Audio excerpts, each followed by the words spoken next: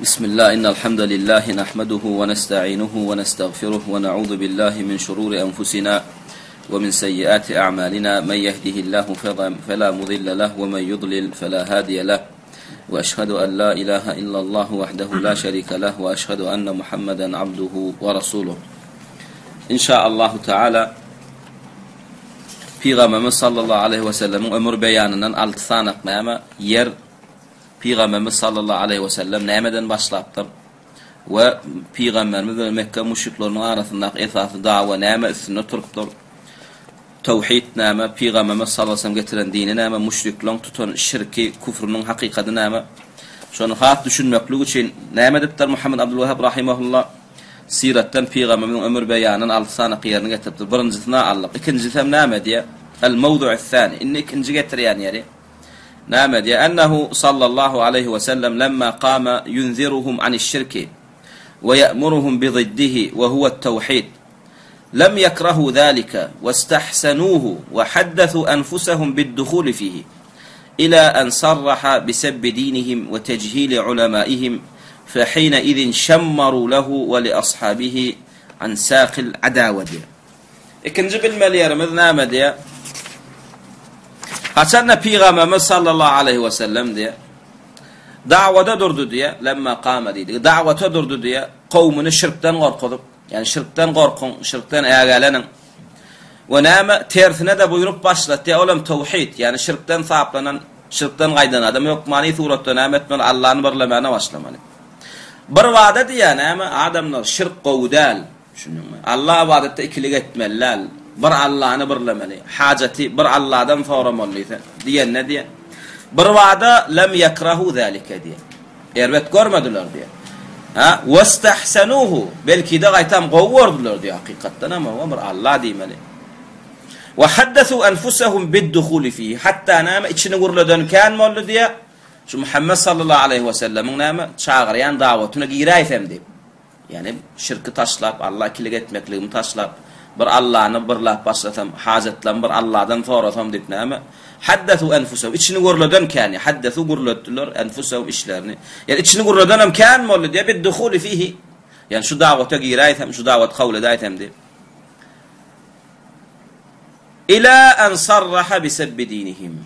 Haçan ondan düşmançılık başladı diye şu tawhid şirk üçin haçanla Peygamberimiz sallallahu arasda näme olan dininin batıllygyny aýdyp başlansaň diye.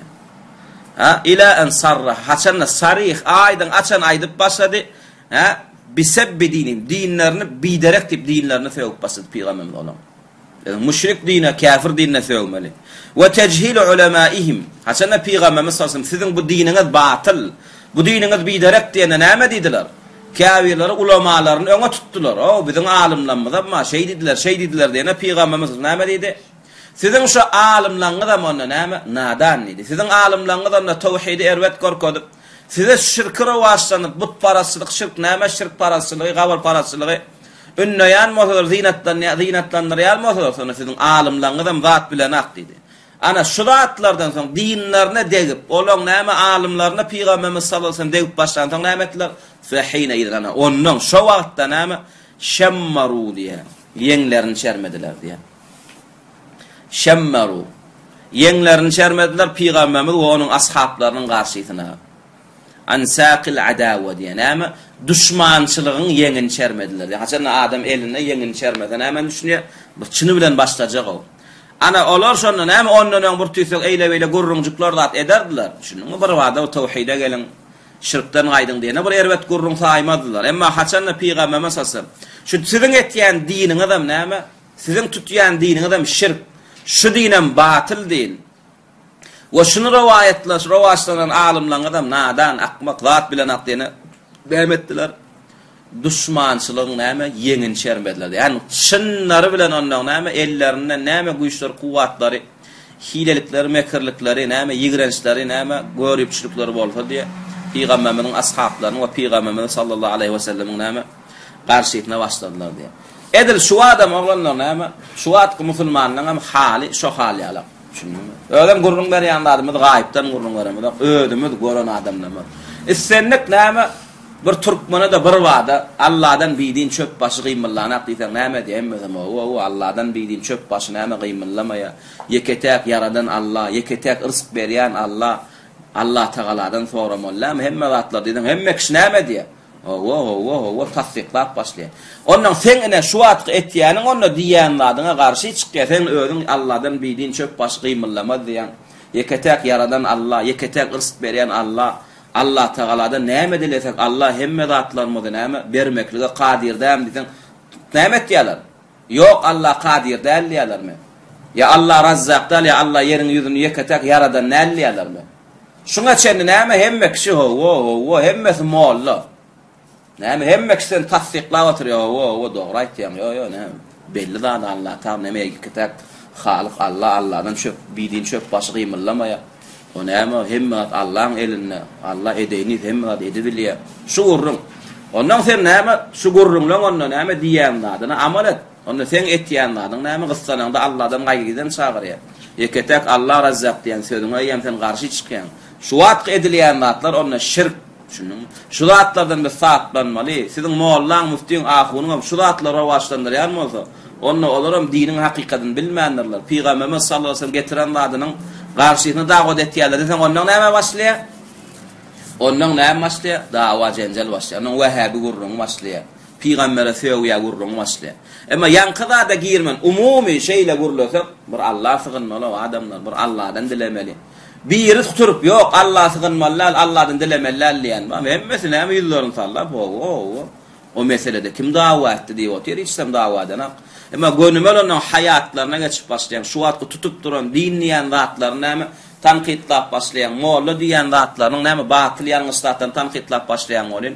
Peygamberimiz sallallahu aleyhi ve sellemin garşysyna näme düşmançylygyň ýeňin çermeýşelik müşrikleriň şu wagtlaryň näme tawhid diýen Peygamberimiziň dinine çagyrýan adamlaryň näme garşysyna düşmançylygyň ýeňin çermek başlaýar şu wurdat enne näme ýa fokan zatlar biz näme metin enne näme şerhna alan Şeyh Fawzan hafizahullah näme diýe ey لأنهم يفسرون الذي هم عليه أنه ليس بشرك yani olar näme öz hallaryny tefsir edenlerini öz hal ýagdaýlaryny öz din tutuşlary näme diýip açyklarlar özleriniň etýänlerini şirk saýmadylar şunuňmy aýtýarlar ha law kana ya'muruhum bit-tawhid wa yanhahum 'an-şirk 'umuman wa lam yata'arrad lima hum alayhi diye yani haçanna Peygamberimizin umumy gurrun eden ne diye tawhide gelmeli bir Allah'dan soramaly bir Allah sygynmaly Allah'dan biýdin çöp başı gymyllajak gäller cennet dowdak Allah'ın eline mülkün eýesi Allah yeketek yaradan Allah şunuňmy we näme hiç haçan Allah Taala hiç bir da deň edip bolmaýar ya Allah'dan şuňal hiç bir da inanıp bolmaýar şuňal umumy gurrun edip we lam yeta'arrad lima aleyhim we näme hiç haçan degmedi diye degmedik halyna diye olan hal ýagdaýyny olar dawa etdiler Peygamberimiz umumy gurrun gollap atýarlar şu adam oglanlar şoňala öz başymyzdan ýeşdi gördük umumy gurrun etýän o gardaş ine bir diňle biziň diýen adam Allah'dan biýdin çöp başı gymyllarmy yok ebeden hiç haçan Allah'dan biýdin çöp başı gymyllamaya Allah däme o alem jahan ýokdan baradan Allah däme alem jahan dolanýan ýöretýän Allah däme bar aleme näme rizq berýän Allah Taala hemmeden ýokarda Allah'dan hem Allah hemmeden beýik şunuňmy näme sorasaň Allah berip gyssananda çagarsaň Allah ýetişip bilýär şunuň soň üçin näme ol bir bu toç okunmak ya Allah'dan başga zatdan hajat soramak bu zatlar bolmady şuňa umumy gurrun etseň näme umumy gurrun etseň näme howa bu zatlar dogry diýip tasdiqlap oturýarlar onun öz ýagdaýlaryny onun şu wagt biziň ýagdaýymyzda adamlar gidip näme agyşana ýykylýar ya gözmonjuga ýykylýar plan öwliýa ýykylýar ya bilgiçlere jady boýlary ýykylýar şu zatlar näme Peygamberimiziň garşy çykan zatlary şu zatlar näme Peygamberimiziň näme uruş eden kafirlarynyň dinini tutan zatlar şular da olaryň öwliýa pirlere peygamberlere perişlere ýykylardylar Peygamberimiz şolaň edenlerine şirk diýdi şu wagt adamlaryň mekeni şirk bolýar şey diýip başlaýan ondan näme düşmançylyk başlaýar şunuň bir wada diýen näme Peygamberimizden tawhide çağırıp şirkden gaýtar berenne diye umumy we olaň etýän zatlaryny da känme degmen tawhid şuň alaqat şirk şuň alaqat diýenne näme etdiler hemmesi bir wada näme garşyda çykmadylar bu erwedem görmediler diye. Wa hum yaqulun allazi nahnu alayhi laysa bishirk. Näme şun bir wada garşy çykmadylar? Sebäp diýerler näme Peygamberimiz umumy wagaz dawat etýänleri aýtdylar. Olan hal ýagdaýyny tanqidlajak bolýanlar öýdip pikir etmediler. Aslında Peygamberimiz şu zatlar düşündirmekliğinin aňyrsynda näme bady?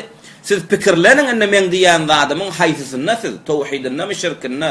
Sizin diýesiň hal ýagdaýyňyz näme men diýäniň şirkinna? Şoň üçin men siziň şirkiňizi düzeltmäne geldim diýänçe bular özlerini müşrik saýanakdylar. Öz etýän zatlaryň bir näme Allah Taala ýakynlaşmaklyk. Ve bularam näme Allah hükmünde saýamyzda bulardan bir şefaat umid etýär näme düşünjelerde zatlarda gederiýardylar şunu. Ve hum yaqulun ellezî nahnu aleyhi leysa bi şirk özleriniň hal ýagdaýyny şirk saýmadylar.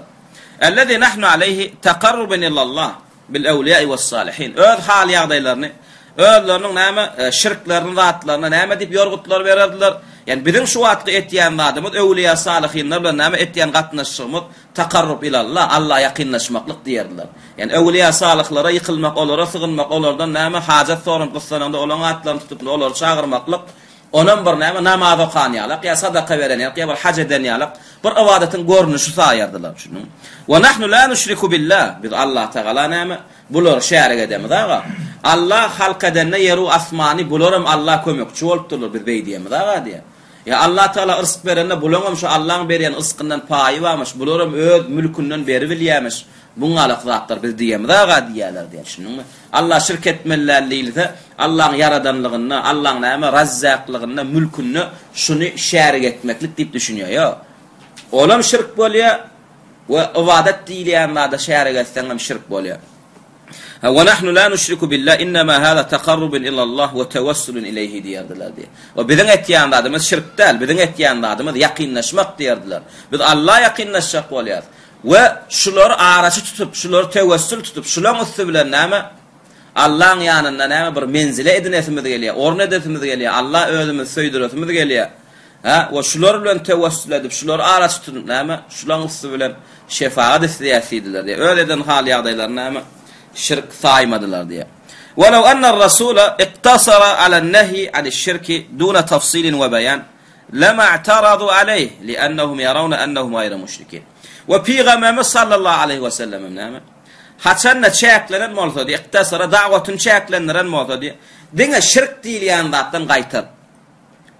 Duna tafsilin açıklamasızdan ve beyanin ve beyan etmesizlikten yani umumi Allah ikilik etmeklik bolan o adamlar. Ne şuňalyk da'wat eden bolsa, we siziň etýän adyňyzam şirk, araçy diýäňizam şirk, şuňalyk giňişleýine da'wat etmedik bolsa diýe, açıklamadyk bolsa diýe, lama i'taradu aley. Aslan müşrikler Peygamberimiz sallallahu aleyhi ve sellemin garşysyna çykmadylaram diýe. Näme üçin? Li'annahum yarawna sebäp diýen bolar diýe. Näýlek görardylar öz hal ýagdaýlaryny? Annahum gayru müşrikin, özlerini müşrik saýmadylar diýe. Şoň üçin bir wagtda Peygamberimiz näme şirkden gaýtaranna giňişleýin aýtman bir gysga çarak umumirak gurrun edenni köp kişi näme etdi diye içini gurlatdy diye gowuz atlar diýär aýdydy diye. Emma men şu diýän adamdan gözüňe tutýanym siz. Ne şu siziň etýän adam şirk diýip başlanyň näme etdiler? Bu bize müşrik diýän eken o. Bu biziň dinimizde batyl diýän eken diýip näme? Ondan düşmançylyk edip başladylar. Näme diye? Lem yakrahu zalik. Bir wagda olar näme etdiler? Metine gaýtýar. Bir wagda olar näme? Ýigrenmediler diye Peýgamberiň da'watyny. واستحسنوه غايتام اربدم ورمدلر غوردلر diye. Ve hatta haddathu anfusahum bid-dukhul fi. Hatta näme işlerini urladan boldy diye şu da'wat hawle daýman gowdat Allah çağırýar. Peslikden gaýtarýar diýdiler diye. Ila an sarraha bi sabbi dinihim ve tejhil ulemahim. Haçanna Peygamberimiz açyk aýdyp başlady. Giňişsin şu siziň diniňizden batyl. Şu etýän zadyňyzdan şirk. Bu alim mollu ahunyandan batıl ilmi yok bular. Sebäpden bular näme tawhide düşmançylyk edip şirkre başlanýarlar. Şey diýip Peygamberimiz açyk çikmeçik diýenlerden şu adamlaryň üstüne çürk başlandy. Ve şu da'watymdan näme gözüňe tutýanym siz we ugradylarny da siz ýalyk müşrikleň üstüne Allah men ugratdy sizi şirkden çykaryp tawhide salmaklyk üçin diýip näme dol wezipesini berjay edip ýerine etip giňişleýin tawhid da'watyny giňişleýin şirkden gaýtarmakly da'watyny aýdyp başlanlaryny fehine idin. Ana onnoň näme etdiler diye şammaru lehu we li ashabihi an saqil adawa. Peygamberimiziň we ashablarynyň garşyna dol düşmançylyk näme? Düşmançylyk näme diye ýeňin çermediler diye. Yani dol düşmançylyga başladylar diye. Ey, ine şerha aýdyk gelýär näme diye? Li'annahum Nämşin bir wada erwet görmediler, bir wada gowurdular diye, bir wada ennehum diye yufassiruna allazi hum alayhi ennehu leysa bi şirk. Bir wada Peygamberimiz umumi olarak davet edip başlarına özlerini müşrik saymayadı o adamlar diye. Doğru değil mi? Özlerini etiyen zatlarını näme? İbrahim'in dininden galanlar bir din, bir tağat, bir Allah'a yakınlaşmaklık sayardılar diye. Lakin yöne diye indema taqulu lehum. Emma haçan enne gönümel başlatan diye. Hadihil azriha, şu näme tümmökler. Ve hadihil kubur, ve şu gabrlar. Elleti ta'budunaha. Siz näme Allah ibadet etdiňiňizne şu gabrlara. Bar aýtsaň diýene şu var. Sen şu çokunýan näme gabrına barıp ýykylýan Aýşanyň, ya parawyň, ya gözewlýän, ya diýşewlýän, ya çağawlýän, ya gözmonjugyň, ya mälegaçlar sen ýykylýan şulara. Näme diýip ýykylýan? Şulara ýykylanda maňa ogul gyz ber diýip ýykylýan käbirine. Käbirine ýykylanda hastama derman berdiýän. Ne şu etýän zatlaryňdan we tunziruna laha we aýdylan janlylar etýäňiz şularyň şanyna. Hassam otursa musal için näme Aýşanyň musal için näme 40 kulakly garan atarjak, iki janly näme damak çaljak diýen. Ve tezbahuna laha we näme aýdylan janlylar kesýäňiz. Amalukum hada huwa şirk diýsen dine. Şu etýän zadyňyz şirk diýsen, sen ýüzüňden sypalýarlar, men senden sypalar, näme etýärler? Ana şey diýip açyklap aýdyp başlasaň, şirkiň nämedigini dolu düşünürip başlasaň, we şu wagtky din diýip tutýan zatlaryndan näme tanqidlar, deriňäp dinin terezine getirip başlasan, neticede de sizin etýän zadyňyz ene şu Peygamberimiz sallallahu aleyhi ve sellem düşmançylyk eden müşriklerin eden zadyny etýäňiz diýip näme açyk aýdyp başlasan näme diýip inde zalika tasuru sa'iratuhum diýip. Ana şonno ondan bolan näme düşmançylyk başlaýar diýip. Ondan berde umumy gurrun etsen adamlar yaradan Kadir Jebbar şuňa syganyň. Allah kilik etmän, Allah hiç deňdeşlige münasip däldir. Allah dogonnalar, dogoronnalar, on aýaly ýokdur. Allahdan bidin çöp başyna äme gymylýanlar. Asla Allah'ın cenneti diyen cennet, Allah'ın dowdaky diyen dowdak, Allah düşmançylyk etmeliler, peygamberlerin dinini tutmalylar. Hajatlaryňy da Allah'dan soran, Allah kilik etmän, Allah'ın yaradanlygyna, Allah'ın razzaklygyna hiç bir zada, Allah ibadetde hiç bir zada ona şerik etmän diýsen, hemme kişi sen oňunda molla. Dogry aýtýan, gowurrun etýän diýerler. Dogry dämi? Ödümüz gördük şunlalyk adamlary. Türkmen halkyna şunlalyk çäkdi, şu çäkde dawat edilenine garşyna çykýan ýok. Emma onuň ýankalyk näme Peygamberimiz sallallahu aleyhi we sellem açyklap başladan. Onu şu etýän zatlaryňa şirk diýip başlasan, o näme şirk bolýar? Biz araçy diýäs bolary. Bu Allah diýemizak ya Allah şerik diýemizak. Bulardan Allah'a yakınlaşmaklyk ya şefaat etdiýäsik näme? Müşriklerin özlerini müşrik saýmaşlaýarlar, bularyň öz etýän zatlaryny şirk saýman ondan sen garşyna delilleşip düşmançylyk edip başlaýarlar. Hada huwa allazi fa'alahu ar-rasul sallallahu aleyhi ve sellem. Ana peygamberimiz edenladi. Peygamberimiz olan dinine, olan ýalňyşyny tanqid etmesinden umumi bir wagt nasihat etdimi ya da gelip şolong dinini tanqidledimi? Şolong ýalňyşyny ýalňyş diýdi, dogrusyny dogry diýdimi? Ya da olary göwüňe tutmaýanlyk bir hawaýy bir umumi gurrun etdimi? Ýok, bir wada umumi gurrun etdi. Soňam şu diýilýän zatlardan siz netije alın. Şu diýen zat sizin etýän zatlaryňyz näme men gaýtarýan şirkime bar ya. Sizin etýän zadyňyz şirk, şu butlar, çöpler, gabrlar, tümmökler bolanok diýenden düşmançylyk etip başladylar. Peygamberimiz näme etdi? Bir wada tawhidi düşündirdi, şirki düşündirdi. Soňam näme açyklap nahahum an ibadatillahi wal uzza ve manatalla wal asnam. Näme soň gönüm açyklady. Siz şu uzza näme lat diýen butuňydy. Uzza diýen butuňydy, menat diýen butuňydy, o beýleki näme butlaňyda daşlaňyda ibadet etmäň. Şulary näme tevessül araçy diýip şulardan şefaat umid etmekliňden şirk bolýar diýen soň näme etdiler? Bu bize müşrik diýen eken. Bu biziň dinimize batyl diýen eken. Ata baba gelýän zadymyzy näme? O bu bidereklige püçege çykardy diýip näme etdiler? Düşmançylyga başladylar. Şoň üçin senen barpa şu alajağdan haýyr ýok. Çöpüňden haýyr ýok. Yatan dileýän öllüňden haýyr ýok. Bir Allah nemet. Bularym sen alak näme gullar. Sen Allah'dan cennet hewesap, cennet umidleýän bolsaň, şu yatan adamlaryň bar dilegi cennet. Şunuňmy? Şularym hayatlaryna senin ibadet etýän Allah'a ibadet edip geçdiler. Senin şularyň ibadet eden Allah'ına ibadet et. Şu päliňden gaýtmadan, şu amallardan gaýtmadan, senin Mekke müşrikin düşen şirkine näme düşýän adam diýsen, näme şu wagtda näme müşriklere näme dip başlaýar. Sen garşyň ondan näme düşmançylyk edip başlaýar. Ve qala lahum lastum ala şey. Peygamberimiz sallallahu aleyhi ve sellem näme etdi? Ýüz görüp durmady. Sizin tutyan dininiz dinnallidi. Lestum ala şey minel hakika. Sizin tutyan dininiz özüňiz İbrahim'e ýönközüňiz näme? Sizin etýän zadyňyz puş diýdi. Dinni tutyan zadyňyz dinne toslama diýdi. Tagat diýip tutyan zadyňyz şirk diýdi. Allah yaqinlaşşak bolup etýär, yaqinlaşmak niýetlen etýän zatlaryň sizi Allah'dan daşlaşdyrýar diýdi. Şu adam şey diýilýär. Bizem näme diýär? Sizin şu wagt näme tutyan dinni tutyan, islam diýip tutyan zadyňyz näme diýär? Toslama diýär. Käbir näme? Alımsız nadan näme sopu pirler tarapyndan ýasalan toslanan ors gelmedinden, ors gelenden soňra kommunistler, kafirler tarapyndan näme toslanan dinler diýär. Sizin tutýanlaryňyz bu puş dinler tutýanlaryňyz. Ýasama arasynda Muhammed sallallahu aleyhi ve sellem'in kalbyna iňnirilen arasynda islam däl.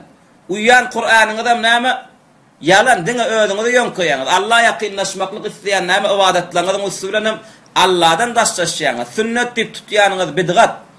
Dinni tutýanlardan şirk diýsen näme etýärler? Halanatlar. Sen adam diýilýän tebigaty näme? Tanqid halana. Diňe näme? Sen gowy diýsen, ýok, sen maşa Allah diýsen näme etýär? Plan gowy adam diýär. Emma tanqidla bersen, ýüzüne aýdy bersen, ýalňyşyny aýdy bersen näme? Halamaya. Şoň üçin näme? Gowyň dosty ýok, hakyň dosty ýok. Şoň Şeyh İslam İbn Teymiyye rahimehullah da näme diýerken? Hak maňa dost goýmady diýerken. Şunuňmy? Hak aýdy bersen, adamlara özüňi ýigrendiresin ýa-da hak aýdy. Emma yasama söýüge, yasaba awra istesen hiç adamyň ýüzüne ýalňyşyny aýtma.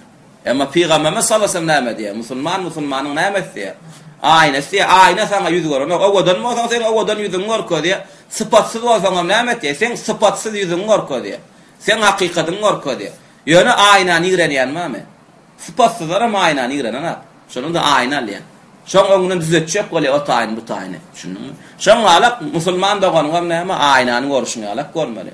Aýnany iň gowy ýerinde asyp goýuşyňy alak musulman doganyň kalbyňda nesihat etýän bolsa, sen tanqid edip ýalňyşyny ýüzüňe gelip aýdy bilýän bolsa, kalbyňda iň gowy ýerine oturtma şo musulman dostuňy. Näme diýdi olara? Lestum ala şey. Sizin tutup berenlaryňyz puç, sizin tutýan zadyňyz dinnallidi. Wa haula'i allazina yad'unakum ilayha haula'i ulama'u zalal. Wa olar sizi şuňa alaqlarda çağırýarmysa şu alim diýenniň.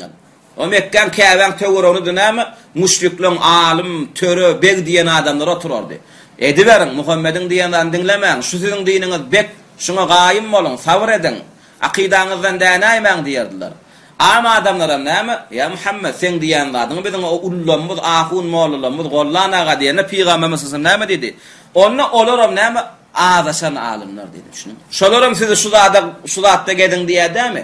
Haqqy almaň, o düşmançylyk edin diýen bolsa, onna olaram ahun diýen bolsa öldürne. Beg töre diýen bolsa, han diýen bolsa, beg alim, mufti diýen bolsa näme dedi?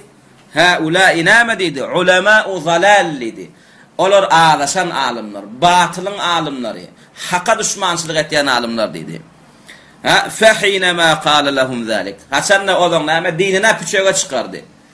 Şo zaýa dine çağırayan alimlaňam nadan alim dälle olar zalim diýende näme etdiler? فَحِينَمَا ana şey dip açyklana näme? قَالَ لَهُمْ ذَلِكَ Peygamberimiz şey dip açyklana sarat hamiyetuhum li dinihim. Näme? Din parazlygy millet parazçylyklaryny näme oýandyrdylar diýär. Şunu sarat turdu diýär. Sairatuhum qaharlary näme üçin hamiyeten li dinihim. Öz näme batyl dinlerine näme din paraz boldular. Mezhep parasylyk edip başladylar diye, millet parasylyk edip başladylar diye. Şoň şu İslamda näme millet parasylyk ýok. İslamda din paraz, mezhep parasylyk ýok. İslamda näme? Hak parasylyk wa İslamda. Şunuňmy? İslamda musulman diňe hak paraz bolmaly. Adamynam adam bilen tanamalylar, adamyny hak bilen tanamaly. Şunuňmy? Bir tanajak bolsaň plana näme diýen diýmeler, lanym haqqy soramar, şu haqqy näil kabul etýän diýmeler. Şunuňmy? Wa hada huwa allazi alayhi ghalibul alam al-yawm diýen. Ana şu wagtky döwrüňem näme galaba köpçülikleýin adamlary näme? Şu mezhep paraz, millet paraz bolanlyklar üçin näme öz bolan däp tesurlaryny hakdan hem gowwaranlyklar üçin näme? Haqqa düşmançylyk etýär. Ilmsizlikden näme? Şunuňmy? Millet parasylyk etýär, mezhep parasylyk etýär. Şoň şu näme diýerler? Çarwaň dini diýerler. Özümde diýilen zat Arabyň dinini dikjek bolma bärde diýerler. Näme? Biziň ata baba gelýän çarwa dini bar. Çarwaň dinine gelmeli. Bırak sorak görýär. Arabyň dinini dikme. Şunuňmy? Bir de çarwaň dini. Çarwaň dini kim bolan İslam dini? Yani Arabyň dinini dikme bir de çarwaň dini bolýar. Şu yeterlik diýmeli bir açykla diýär soňa. Yani Arabyň dinini dikme biziň çarwalar näme çarwa dinimiz bolýar diýen sözüňden. Yani Araplar İslam bilen gelmedinden öňkü türkmen çarwalar dinini gözeňe tutýarmy? Ya Arap gelenden soň din gowşap ejidlerinden soň käbir sopy pirler tarapyndan näme ýasama toslama İslam'a haýsyny gözeňe tutýar diýmeli. Yo Arap wak düýbünden gelmedinden öň İslam bize gelmedinden öňkü türkmenläň çarwa dini bar adi. Bize şo dini bolýar diýse o kim bolýar? Ol eýam arasda musulman hasaplanýar. Şunuňmy? Oňa hüccet gerek gal ol eýam nämetýär? Araplar sahabalar bize getiren İslam dinine nämetýär? Düşmançylyk etýär. Bize diye Arabyň dinini dikme diye. Bize din diken kim? Sahabalar dämi? Mardak Buroyda babanyny näçin gowurýarlar? Sahaba dämi? Sahaba Medine'de gelip gören sahaban gabry nerden düştü? Nerden düştü? Ölse nerden yetdi mara? Dirika geldi şotak. Näçin geldi? Bol topar dinsiz gezip gören näme türkü halklarynyň İslam'ın nuruna, Peygamber sallallahu hak getiren, hidayet getiren, doğru dinine gelmekliklerine davet etmeklik için geldiler. Davet ettiler. Allah Teala şolar sebep etti. Bu topar näme? Dinsiz gezip gören bizim ata-babalarymyz şo sahabalar sebebine näme boldular? Musulman boldular. Doğru dämi? Şolar musulman bolmadan öň türkmen kim? Medine'de yaşayan şäherli halk bolanmaýa, çarwa halk bolan, oturumly halk bolanmaýa, dağanyk çarwa halk bolan. Çarwa halk bolan. Şo çarwaň dini gerek bir Arabyň dinini dikme dip gözeňe tutýanlaryň näme? Sahabalar gelmedinden öňkü çarwa türkmeniň müşrikçilik, ot parasylyk, şamançylyk dinini gözeňe tutýan bolsa ol düýbünden kim? Ol aslyndan musulman hasaplanýar şunu. Emma ya onu gözeňe tutamakdan soň sopy pirler tarapyndan toslama din bolýar. Şonu gözeňe tutýan ise Arabyň dinini dikme diýän bolsa biz olara näme diýär? O sen biraz aklını işlet, pikirlerini yaz. Araptan ayrılıp gidecek yerin nere? Arabyň dinini dikecek bolýanlar bular. Araplan oynatyklary, Mekke Medine gidip näme Arabyň dinini getirýän diýenleri. Azdakarny agdyndan çykýan näme diýär? Söze pikirlerini yaz. Aslynda sen şu uýan dinin, näme çarwaň dini diýem dedi. Asly Mekke Medine'den gelmedimi? Näme tapady? Sen aslyň Mekke Medine'den gelmedi. Meňem asly tutýan dinim nereden geldi? Mekke Medine'den geldi. Soňam Arabyň dinini tutma diýen sözüne düşün. Arapdan aýryp gitjek ýerin nere sen? Kur'an Arap dilinde dämi? Peygamberimiz sallallahu aleyhi ve sellem hadisler Arapça dämi? Peygamberimiz sallallahu aleyhi ve sellem özü Arap dämi? Ve biziň türkmenläň asyl kapyry gezip ýörken musulman bolmaklygyna sebäp bolanlar kim? Araplar dämi? Günne 5 wagtna bakyp namaz okuyan kıwlan Arap ülkesinde dämi? Näme İslamyň parzy, hatda maktym bolan näme arzu eden, barsam Käbäni görsem diýen. Baranda da şo Käbä barıp aylan tawaf edip gaýtan Arap ülkesinde dämi? Yine seni garşy alyp saňa eýe çykyp ýydyňa goýberýän yine kim? Arap dämi? Ulamalar köpüsi Arap. Arap dällerem näme? Arap dilinde ýazanlar kitapları. Nire gitjeksen o? Arapdan alyp gitjek ýerin barmy? Arapdan aýrylyp Ýewreýe, orsa gidaýmesen ýa şaýa gitmeden parsa, ot parad mejusa gidaýmeden başga gitjek ýerin nere? Şoň üçin bu sözleri näme? Ýöne bol aýdylýan sözler edip bu näme agdyň dagdap ýörmeli. Bu sözleň aňarsynda giden näme kapyrlyklar ýatyr. Bir kapyrlygan däl şunu. Giden kapyrlyklar, dowdoklar, otlar, cehennemler ýatyr. Şoň üçin bu sözleň aňarsynda näme ýetjek bolmaly diýen zatdan gowy pikirlenmeli. Oýuna geçdikdämi?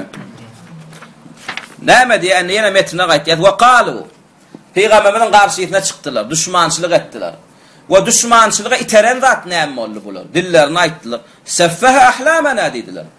O biziň ata-baba näme umid edip ýören zadymy akmaklyk etdi, puja çykardy diýe. Seffaha ahlamana.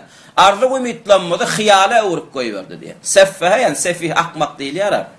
Ve abadinana ve dinimizi aýplady. Ve şetama alihatina. Ve biziň näme Allah'lamyza sevdi diýdi.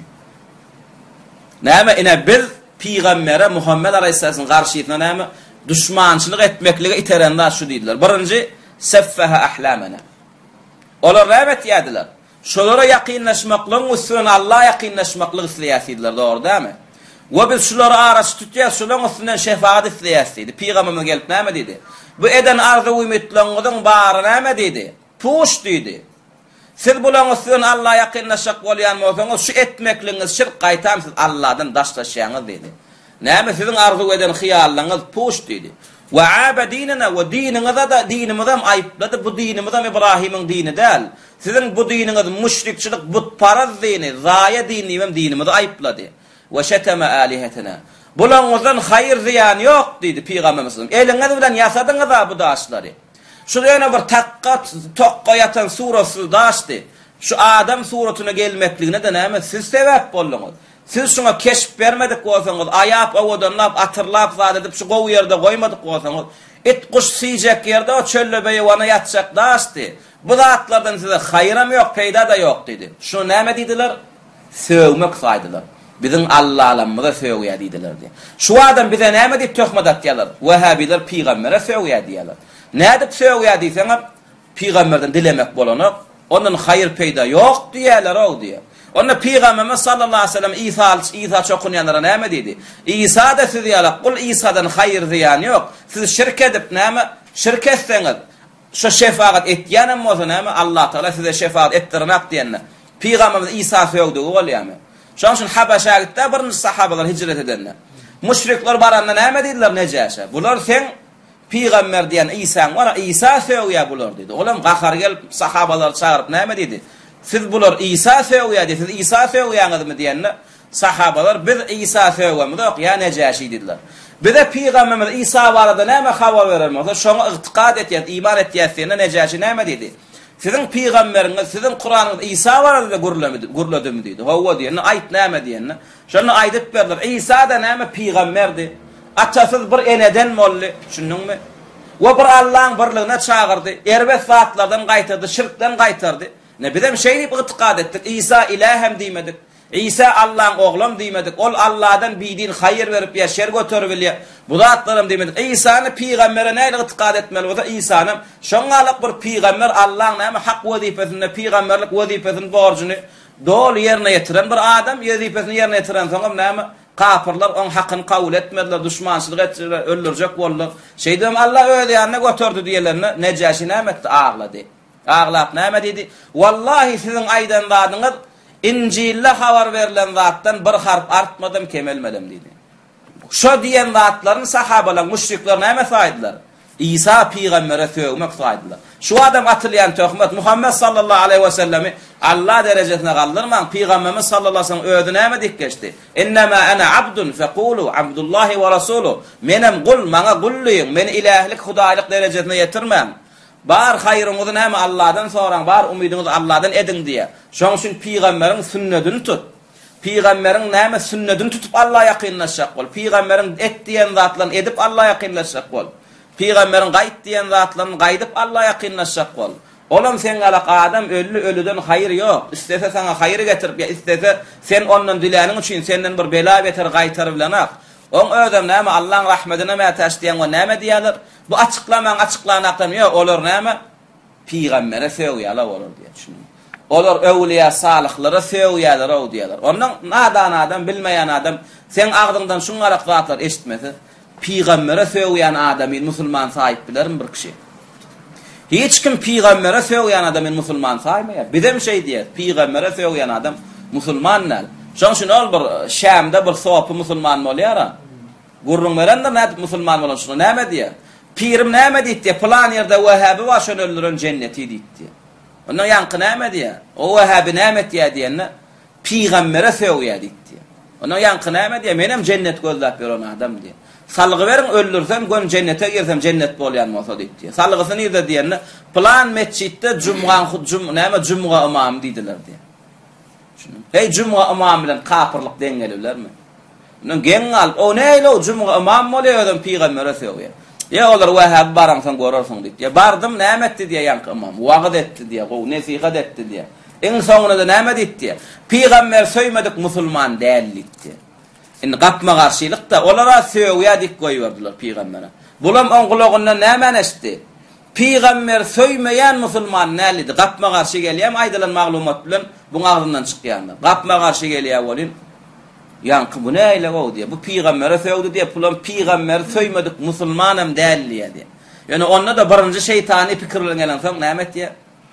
Ay bir öldürmeni uğradılarını bilip ya eşitip sözüne odanlanlar diýdim pikir etdim diye. İkinci jumuga geldim. İkinci jumugada öňküden hem gowna etdi diye wagt nasihat etdi soňuna ýene näme täkitläp aýtdy diye. Peýgamber söýmedik musulman dällik diye. Ondan näme barıp birini öldün asysmadan boljak galdy diye. Barbam näme diye? Sen Wahhabi mi diýdim molin ýa ör gökden gelip näme? Ýok diýip maňa gönümel sen kapyrmy diýdi. Menem özüm kel ör gökden ýok men kapyr dällidim diye. Olam ýa men Wahhabi dällik diye.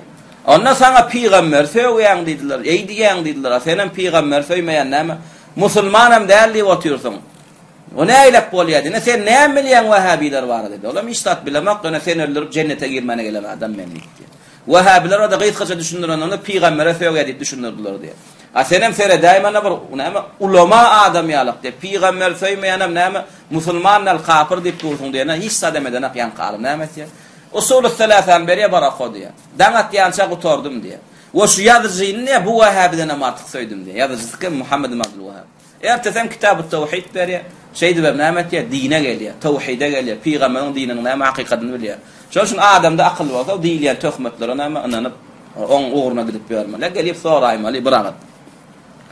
Näme diýdiler? Ve qalu saffaha ahlamana ve aaba dinana وشتم آلهتنا ومعلوم أنه صلى الله عليه وسلم لم يشتم عيسى وأمه ولا الملائكة ولا الصالحين وهم هذا معلم شو مشرك شرقتان مشرك والبيرن نام آخونların bilýär Peygamberin İsa ve onun ejesi Meryem ve periştelere ve salihlara söýmediğini hemme معلum doğrudan biz bilýär Peygamberimiz sallallahu aleyhi ve sellem hasanna İsa'ylara davet ederler İsa Allah'da İsa Allah oğlum da İsa peygamber Allah'dan dileşinel İsa'dan dilemek bolanok diye. Hemmemiz bilýär Peygamberin İsa söýmediğini. Teňli tanadan sorasaň näme Peygamber İsa söýdüm diýsen näme diye? Ýok diye. Teňli tanadan Peygamberimiz sallallahu aleyhi ve sellem öwliýa salihlara söýdüm diýsen näme diye? Ýok diye. Peygamberimiz näme periştlere söýdüm diýsen näme diye? Şu ahundan hemmesi ýok diye. Näme diýdi onu? Allah ibadet etsin diýerek İsa, Musa beýleki peygamber periştlere ibadet etmeň diýdi. Şey dittem howwa diye. Bizem şey diýýär. Bizim peygamberin diýän adında näme ütköşükladymyz bar. Biz diýemizde söýgdi bolýar, o diýende näme? Söýgdi bolanok bolýar. O näýlik terezi bolýar. Şunu. Biz diýemizde söýgdi bolýar, masa onu peygamber diýende de söýgdi bolýar. Peygamber näme? Diňe Allah ibadet edin. İsa, Musa beýleki öwliýadyr, peygamberdir, periştelere näme ibadet etmeň. Allah çokunşuňlar olara çokunmaň. Haýry we şer näme umyt etseňiz Allahdan umyt edin diýende. Peygamber söýmedik saýylýarmasa şu gurrunny peygamberden periştelerin hakynda. Onna bizem şu gurrun etsek öwliýa peygamberden periştelerin hakynda. Bizem näme saýylmaly? Söýmedik hasaplanmaly. Dogry dämi? Enne näme açyklaýar. Lakin lamma zekara annahum la yud'aun ve la yenfa'un ve la yadurun ja'alu zalika shatman. Yani haçanna peygamberimiz sallallahu aleyhi ve sellem olara näme diýdi? La yud'aun. Allah taşdan bular çağırılmaya. Gıssanağızda bular çağırılmaya. Näme wala yenfa'un peýda beriň dep dilegler dogalar etseňizden bu öllürden. La yenfa'un bular size peýda berip bilen aklar. Ve plana ziyan ver ya menden ziyan götür bela beter götür dep dileg etseňiz. Bular ziyanam götürüp ziyanam getirip bilen aklar size. Näme peygamberimiz şey diýene nämetler ja'alu zalika shatman. Peygamberimiz sallallahu aleyhi ve sellem şey diýmekligini söýmek saýdylar diye. Ýene näme açyklamak aýtýar? Şeyh Salih näme diýär? Law annahu ما شتم آلهتهم ولا عابدينهم ما قالوا له شيئا لو اقتصر على قوله الشرك قبيح والتوحيد الطيب ولا عاب آلهتهم ولا سب دينهم لما عارضوهم Peygamberimiz sallallahu aleyhi ve sellem davatuna vaslarına sizin näme ibadet etýän zatlaryňyz puş dip söýmedik bolsa bular näme butlar çöpler ya da köp küzü näme jady we melgun hapisalar dip näme olan ibadet etýän zatlaryny söýmedik bolsa ve tutyan dinininden puç, yasama, toslama, peygamberin dini değil. Şeytaniler tarafından, kafirler tarafından, sizin müşrikçileriniz tarafından toslama dinip, olan dinini ayıplamadık olsa. Ma qalu lehu şey'en. Peygamberimize bir yaman söz aytmazdı diye o müşrikler. Dine peygamberimiz davetünle iktasara, çeklenen olsa diye peygamberimiz davetünle. Dine şirk bir erbesat adamlar. Ve tevhid-i tayyib, ve tevhid bir gavuzat. Allah ikilik etmeklik bir erbes zat. Allah'ın ibadette birlemek bu gavuzat deyip. Dine şunlalık davet eden olsa diye. وَلَا عَابَ آلِهَتَهُمْ Ve sizin butlarınızdan batıl diyemedik olsa. Ve la sebbe dinehum ve dinlerinizden puç, yasama, biderek deyip näme dinlerine sövmedik olsa. Lema araduhu. Ebeden peygamberin karşısına çıkmadılar diye. Düşündün mü? Yani näme? Peygamberimiz sallallahu aleyhi ve sellem näme etti? Salihlara sövmedi. Evliya pirlere de sövmedi. Peygamberlere de sövmedi. Hakiki sövmekliğe münasip olan batıla sövdü. Düşündün mü? Şunun için Peygamberimiz sallallahu aleyhi ve sellem ma sebbe salihin. Peygamberimiz salihlara da sövmedi. Ve innema sebbe ibadete gayrillahi azze ve celle. Ama Peygamberimiz şirke sövdü. Düşündün mü? Allah'dan gayra ibadet etmeklik biderek dedi. Şunu yamanladı. Ve beyyene enne enbiya Allahi ve ibadehu salihin vel melaikete la yarzun en yu'badu min dunillah. Ve beyan etti. Siz şunun Allah dengine derecesinde kaldırıyan näme peygamberleriniz.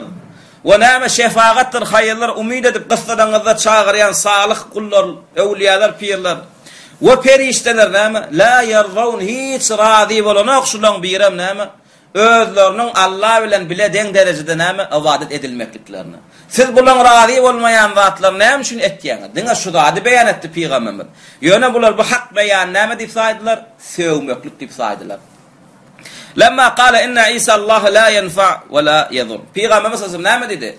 Allah'dan bidin İsa näme peyda da berip bilenak, ziyanan berip bilenak. Allah izin vermese İsa şefaat da berip bilenak dedi.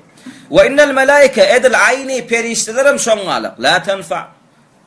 Allah'dan bidin perişteden peyda dilegedende perişte sana peyda berip bilenak. Ve perişte ziyanan berip bilenak sana. Ve innes salihin ve edil şoňa evliya sahaklaram peyda ziyanı yok olurdanam. Allah'dan bidin sana hiç bir zat berip bilenaklar. Addu zalika tanaqqusan lis-salihin. Näme hasapladylar diye, yan kaydylan gurrunu addu saydylar diye. Näme peygamber yan kaydan gurrunlar nämeden evliya salihlar näme kemsitmek saydylar diye. Tanaqqus kemsitmek saydylar diye. Yani şey diye peygamber bu näme evliya salihinden peydasy diýeni yok diye. Bu näme evliya salihlar kemsitýär. Bulary aýplaýar diýdiler diye şunu. Ve yequluna li ahli tevhid Entum la tabnuna ala adrihatikum ve hâzâ min haqqihim aleyna. Ve öğlerim nämeden molular diye siz evliya pirleri, evliya salihlar näme äsireňiz. Olan haqqyny kemýäňiz. Şoň üçin ehli tevhid näme diýerler? Siz olar ölensoň olan gawrlarynyň üstüne tümmekler guraňyz. Düşündiňmi? Desen siz ölüler silaňyz. Şoň üçin biz näme olan haqqyny berýäs. Ölüler silýäs biz. Evliya salihinleň gadyryny bilýäs diýen bolýar. Näme diýerler? Öllüň üstüne meçit ýalygat näme tümmekler gurup soňam näme Kabe ýalyk bir aýlanylýan näme tawaf edilýän ýere we Allah ýalygan bir näme hajatlar soranylýan näme ilahe öwrýärler. Düşündiňmi? Emma öz deliller näme üçin tawhidiler näme ölüge mensoň Allah diýenler ölüge mensoňlar adaty gömüşler näme alymam bolsa ahunam bolsa adaty adam gömüşler gömük gaýtdylar näme şu tümmek qoranaklar öz aralarında näme diýen bolýarlar alymsyzlaryna nadanlaryna olar evliya salihlar silanaklar düşündiňmi olar näme äsgermeslik etdiýärler evliya salih beýleklerin diýen görülmeýär şoň üçin biz näme olar silanymyz üçin tümmekler guppalar gurýar diýerler baram näme batyl gurrun ve yaqulun näme haqqan aleyna ikramuhum wal bina ala quburihim we adam näme biziň üstümizde hak diýen bolýarlar Evliya pirin haqqı wa biziň üstümizde. Şoň üçin biz olar ölen soň olan gawrlaryň üstüne binalar gurýar, guppalar gurýar, gümmeller gurýar diýerler. Hada min haqqihim aleyna. Bular näme ölüp giden soň biziň boýnumyzda goýýan haklar diýerler. Bizim haqqymyzy näme berja etýär, ýerine ýetirýär. Ve hada min taqdirihim ödem näme şeýtmeklik olar ölen soň olan gawrlaryna gümmeller guppalar gurmaklyk. Näme min taqdirihim olar näme hormatlamak saýýarlar.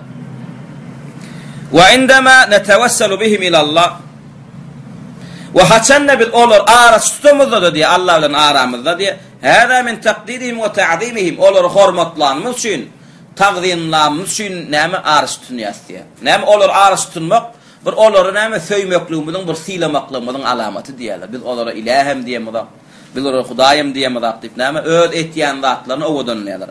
Ve entum taqulun inna nama Allah'ın birlemelyan tevhidilere Kur'an hadis bilen yaşamal peygamberin getiren dini bilen bolmaly. Yasama dinlerden bolmaly. Arasda dinler dini tutmalyanlara da näme diýerler?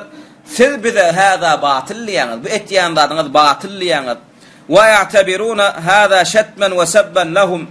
Ve nama olara näme şeýtmellär diýmekligem olara söwmeklik saýýaňyz. Hada allazi yufassiruna a'malahum. Olar näme ödetýän zatlaryny şeýdip tefsirleýärler. Ödetýän şirklerini, ödetýän gabr parasylyklaryny näme ibadet diýip saýýarlar. Wa hada mawjudul an ala alsinatihim wa kutubihim. Bu zatlara näme hawayi gurrundan ya bir 20-30 ýyl bundan öň öten müşrikler söýdüler. Ya şu wagtky müşriklerim dillerine diýilýän we kitaplarına ýazylýanlar.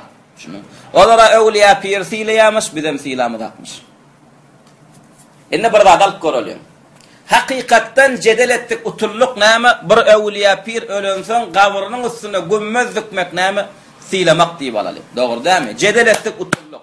Kur'an'dan ayet tapdylar, hadisten delil tapdylar, ulama icma'dan hem söz tapdylar. Öwliýa pir ölensoň biziň boynumuzda galan ýat gabryna tümmek dikmek. Oşolan gabryna tümmek dikmek hem näme? Şolar silamaklyk diýeli. Oşolar arasy tutunmaklygym, şolar söýmekligim, şolar silamaklygyň bir näme nişanasymy diýip alar. Şu meselede iki mesele utulluk diýip alaly. Şu iki meseleden biz edemrak kim bol galyas? Şu iki meselede şolar silamadyk saýal, dogry dämi? Indi başga tereden mara.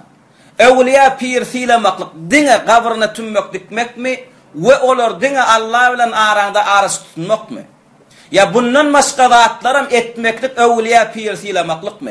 Öwliýa pirin diýenini etmek onu silamak dämi? Ha? Silamak öwliýa pirler. Namaz okan diýdimi?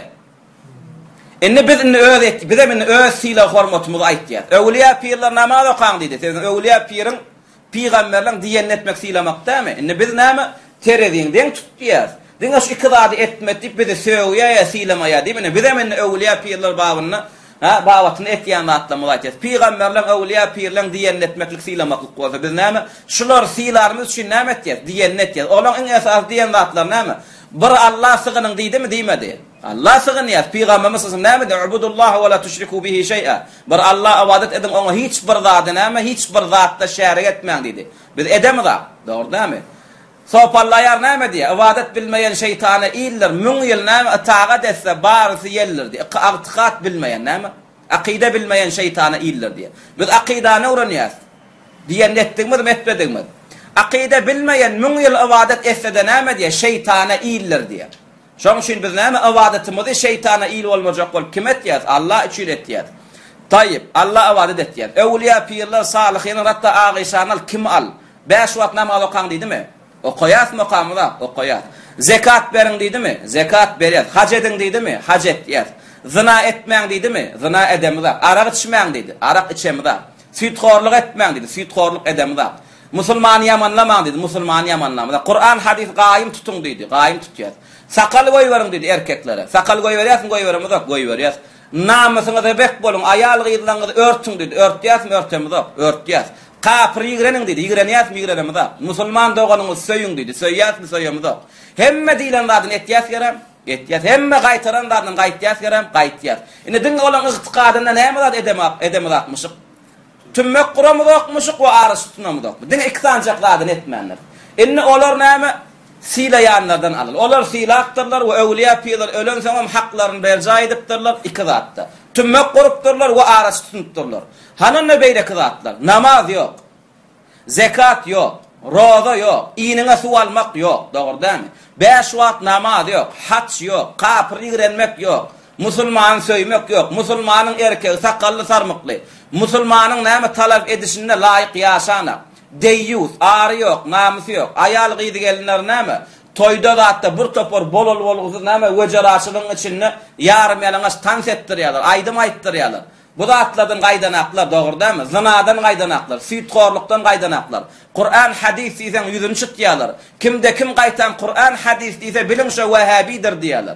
Ağişa näme demokrasiýa bilen ýaşadymy? Ya kommunizm bilen ýaşadymy? Ya Kur'an hadis bilen ýaşady? Kur'an hadis bilen ýaşady. Inni iki tarapyn terörizm alýasy bolyn, netijede ýene kim silaýan bolup galýan eken?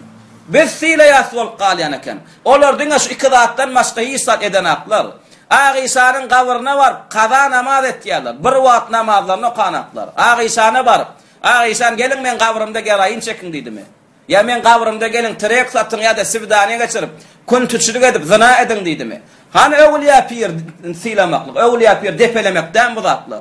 Şoň üçin näme biz diňe kılanjaklar edemek, olam jedel etdik utulluk, hakikat utulluk diýýarlar. Jedel etdik utulluk, şu meselede Kur'an varmış, hadis varmış, ölü gabrına gümmet guran. Biz görmänmişik şu ayeti. Ya da näme şular ara tutun diýen ayet hem görmänmişik, ýalňysypmışyk. Jedel etdik utulluk. Hakikata jedel etsen utýat utulamyz yok. Ýöne näme hakikat açmaklyk üçin aýtýar. Emma bärde bizim öwliýa pirleň hakynda kän etýän zatlarymyz bar. Takriben etdiyen rahatlarının hemmesini etdiyen. Gayt diyen rahatlarının hemmesinin gayt diyen. Emma olar näme? Etdiyen rahatlarının birine meden akları. Gayt diyen rahatın näme? Birine nem gaydan akları. Gurreselerem näme? Biz evliyalar silayas. Olar evliyalara näme etdiyalar? Sövgiyalar diyalar.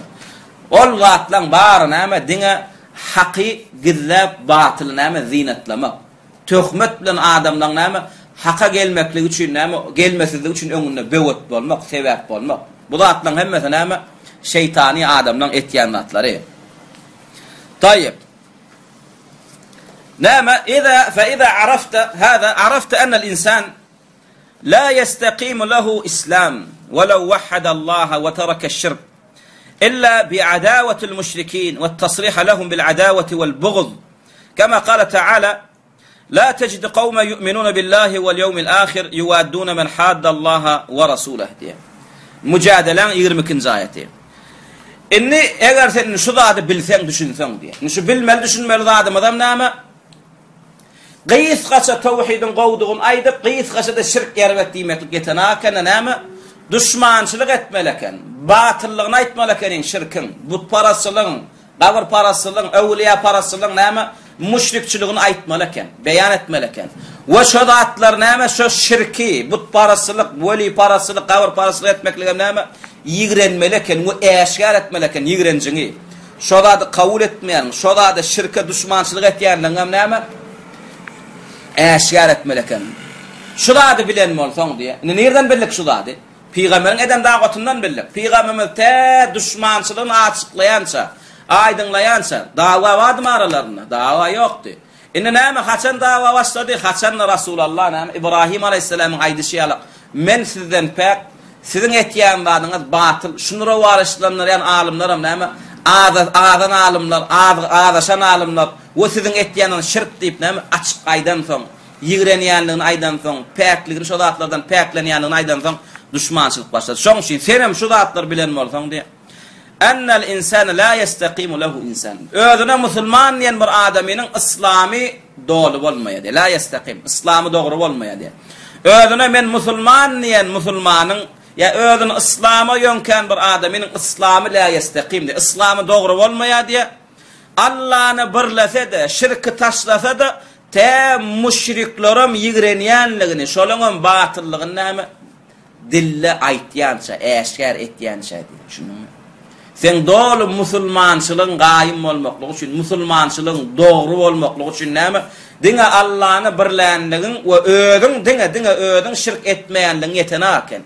Hökmani surda şu da batyl, gawr parasçylyk, şirk, but parasçylyk erbet, ýagdaýyňam bolsa şolara düşmançylyk etmek. Onam etmesen näme? Sen musulmançylygyň näme? Dogry däl. Sen musulmançylygyň näme? Ýalňyş. Nereden alýaň musulmançylygyň dürüstçiligini, ýalňyşlygyny? Allah Taala mücadeleň içinde näme de 20-nji aýatynda. La tejidu qawma yu'minuna billahi wal yawmil ahir. Allah we ahiret gününe iman eden adamlaryň içinde Allah we Rasulyna näme? Düşmançylyk etýänleri, söýýänlerini tapmarsyň diýär. Şunu. Eýer müminiň içinde Allah we Rasulyna kıyamet gününe iman edibem, Allah we Rasulyna ýigrenýän, Allah şirk etýänleri söýýän tapyp bolýarmy? Tapyp bolmaýar. Şoň üçin sen hakyky Allah we ahiret gününe iman edenlerden bolýarmyň. Diňe tawhidiň hakdygyny bilip şirkiň näme? Batylyň öz içinde bileniň ýetenek. Şonu eşgärem etmeli. Ella megerem näme bir topor kapyryň içinde sen şonu aýtsaň öldürüljek, düşündiňmi? Senden başga musulmanam ýok. Onda musulman ýurda gaýtýansaň, etýänsaň, başda sahabalar ejidqa imanlaryny gizlediler ha.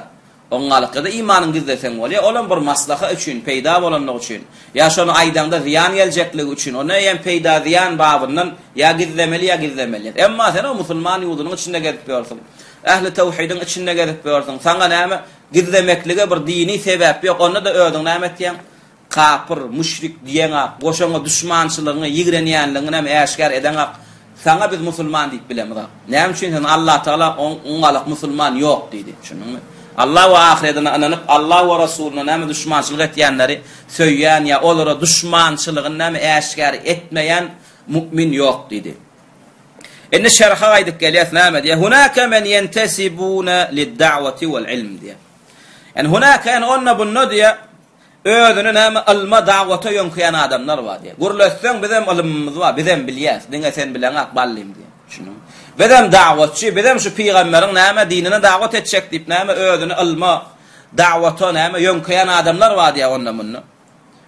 Näme la yarzawna bi muadatil kuffar diýär. Kafirlere düşmançylyk etmeklige razy bolanoklar diýär. Degme o her kim ýaşaşy, her kim öz günü bilen bolsun ýa. Billen näme sen tawhidin hakdygyny, Allah'ın birle diýär. Kim sen bilen işi bar diýär. Şirkin batyllygyny billen näme etme diýär şirki. Ýöne iyil bilen işin bolmasyn diýär. Näme işin bar oň bilen diýär. Goýna möz aýan naslar geçem diýär. Şundyňmy? Ve yekulun innema umirna bi'adawatil muharibin fakat. Özlerim näme diýer? Öz aramyzda gezip ýören, biz bilen uruş etmeýän müşrik kafirler bilen biziň işimiz ýok. Haçanna aňyrda näme aty ýara goşuny bilen bir kafir gelse diýer, müşrik gelse diýer, ana olaraňa biz näme düşmançylyk etmen, olar ýigrenmen. Ana diňe şop görnüşine biz näme düşmançylyk etmek buýrulukdy. Emma hemmemiz bir millet, bir kowm, bir karta, bir ýurduň içinde ýaşap, ol öz işlerini edip ýörsen, öz işiň bilen edip ýörsen. Ne gorguň diýär şu etýän adyň batyllymy. Ne gorguň on ýigrenjek bolup diýär, beýtme diýär. Şunuňmy? Ha? O näme? O bolany, ol adam näme? Kafir bolmakluk ýa kafir ol adam, ede kafirin bäri ýanyna duran adam. Şunuň. Şu da bilmeýän bolsa, şu da näme kafir ýigrenmeklige, kafira düşmançylygyny äşgär aýtmaklyga näme razy bolmaýan adam, ol näme gaty howp gataryň üstünde. Wallahu jalla we ala Allah Taala näme diýär? Ha yaquluna näme diýär? Nuadihim li'annahum harabuna. Olaram kafir, müşrik bolan üçin düşmançylyk edemrak diýär.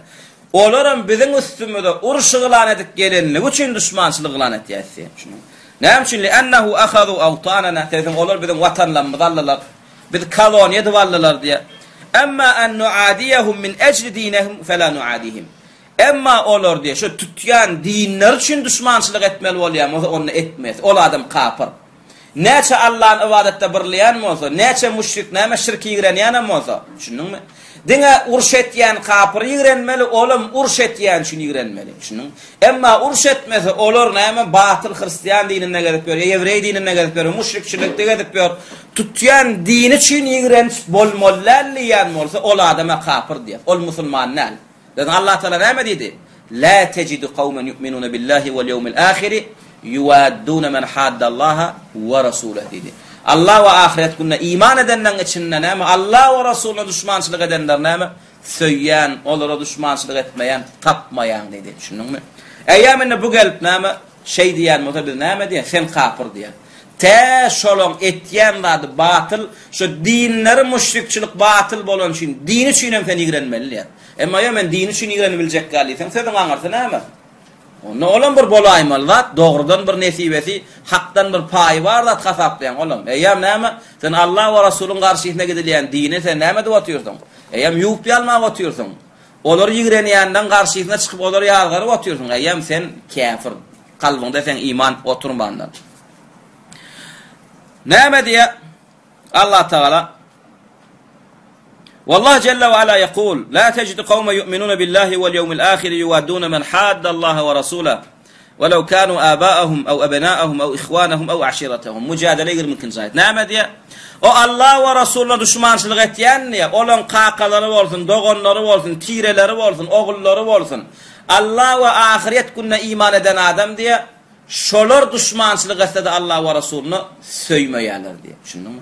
Hatta ýöne bir ýediyat müşrik ýigrenmekle eleken, sen bagyryňda dönen çağan müşrik bolsa ýigrenmek sana parda eken. Seni bagyryňdan öňüren enen atan müşrik kafir bolsa sana ýigrenmek näme parda eken. Ýöne ýigreni bilmesen söýsen, ýa ýigrenmeklik bol bir näme ýalňyş zat, ters zat, nädürsük zat diýsen, sen kafir saýlan, musulman saýlan. Kim gaz diline hasat kafir saýlan? Allah'ın diline, bizim dilimizde değil. Onu da doğru düşünmeli. Şoň üçin felem yaktasir alal muharibin fakat. Şoň üçin ýigrenmeklik diýilýänler, diňe sana uruş etýän kafirda näme çäklenmedi diýip düşünün. Sen ýigrenjiň diňe sana uruş eden aty ýara bilen gelen näme kapırın näme garşysyna çäklenmeli o däl. Bel innallaha ja'ala sebebel kurhi lahum huwal muhaddatu lillahi we li rasulih. Belki de Allah Taala olara düşmançylyk etmekligiň sebäbini ýa näme uruş edenlikler üçin etmediler dänim diye ha. Olar ýigrenmekligiň sebäbi näme etdiler diye el muhaddat. Olaň düşmançylyk edenliklerini Allah we Rasulyna sebäp etdi diye. Olar Allah we Rasulyna düşmançylyk etdiler. Şoň üçin näme şu saatlarym sebäp bolup de oňa ýigrenmeklik. Şu taýda näme bir açyklama alladymyz we olam Allah we Rasulyna düşmançylyk edenlikler üçin ýigrenmeli ýa-sa. Şoň üçin biziň ýurdumyzda ýa başga ýurtlarda müşrik kowmlar yani Allah'ın karşısına ok atyalarmı? Ya peygambere söýýärlermi? Yani Allah we Rasulyna düşmançylyk etmeklik açıklamaly. Yani nähile adam bir zat edenni Allah we Rasulyna düşman taýly. Yani Allah we Rasulynyň etdiýenini etmese, yani Allah düşman taýly. Düşündüňmi? Allah Taala şirk etse, şo düşman taýly. Tawhide çağıryan adamyn ýigrensen, eýem sen näme Allah düşmançylyk etdiň boli. Rasulullah'ın sünnetinin edilmekliğini näme halamasan, garşy çyksan näme Allah we Rasulyna näme şo düşmançylyk taýly. Käbir pikir edin Allah we Rasulyna düşmançylyk edilýän diýilse, biz näme Allahny aýyrmaly, Allah iman etmeli diýäsmi? Ya peýgamber ýigrenmeli, oňa inanmaly diýäsmi? Yo, ol düşmançylygyň iň aňyr başy. Çünkü düşmançylyk hem derece bolýar. Şunun ol eýem o aňyr başy ateist ol. Allah iman etmeliler, peýgambere iman etmeliler. Olam düşman, yani ol aňyr başy. Yani kimde kim näme gyssananda näme öwliýa pirem çağıry ber ýetişer. Ya näme ırsykyň az bolsa ırsyk öwliýasyna ýykyl şondan dile olam ırsyk berer diýsen şolam näme Allah we Rasulyna düşmançylyk taýly. Düşündikmi? Näme diýe وأي محادات لله ورسوله أعظم من الكفر وأعظم من الشرك بالله إن الله düşmançylyk diýilse düşünün ya Allah Taala Allah we Rasulyna kafir bolmaklykdan Allah şirk etmeklikden aňyrda näme düşmançylyk barmyş diýip şunu. Hakykatda Rasulullah'ın sünnetine garşy gitmeklikden Allah şirk etmeklikden Allah'ın dininiň ýaýramaklygyna näme garşy bolmaklykdan aňyrda näme düşmançylyk bar? Ondan aňyrda düşmançylyk ýok. La tecuzu mevedetul kuffari kullihim. Şoň näme kafirlaň hiç bir sortyn söýmeklik bolanok. Düşündiňmi? Uruş etýän bolsun, uruş etmeýän bolsun. Kafirmi, şirkwami, şoň näme söýmeklik bolmaýar. Allah Taala näme diýär? Ya eyyuhellezina amanu la tattakhidul yahuda wan nasara awliya, ba'duhum awliya'u ba'd. Wa man yatawallahum minkum fa innahu minhum. Innallaha la yehdil kavmez zalimin. Maiden 51-nji aýatyň näme diýär? Ey iman edenler, diýär. Hakykatdan iman eden bolsaňyz, näme ýewreýleri, jöhütler, hristiýan, İsaýlary özüňizde näme äwliýa tutunmaň diýär. Özüňizde näme dost, ýardamçy, mehriban edip tutunmaň diýär. Ba'duhum awliya ba'd, kafir dostu diýär. Hiç hasan kafir musulmanyň ýa musulman kafiryň dostu bolmaýar diýär. Ha? Ba'duhum awliya ba'd. Jöhüt hristiýan jöhüt bilen, müşrik ot but paraz bir bilen. Müşrik şay bilen dost bolar diye. Emma musulman bilen dost bolmaz diye. Şoň üçin teňli tane kim bilen dost? Allah we Rasuly diýenler bilen dostmy? Ya da Allah we Rasulyna söýýän Ebu Bekir, Ömer, Osmana söýýän Aýşe nemede peýgamberiň aýallaryna zaniye, bozuk aýallayan şaýlar bilen dost. Kim bilen dost teňli tane? Ýarjan, Ebeylek İskender kim bilen dost? Bir Allah diýin, peýgamberiň sünnetine gelen Kur'an hadisi tutun. Ha? Küfürden, kafirçilikden saplan, peýgamberiň diýenini edin, gaýtaryndan gaýdyn.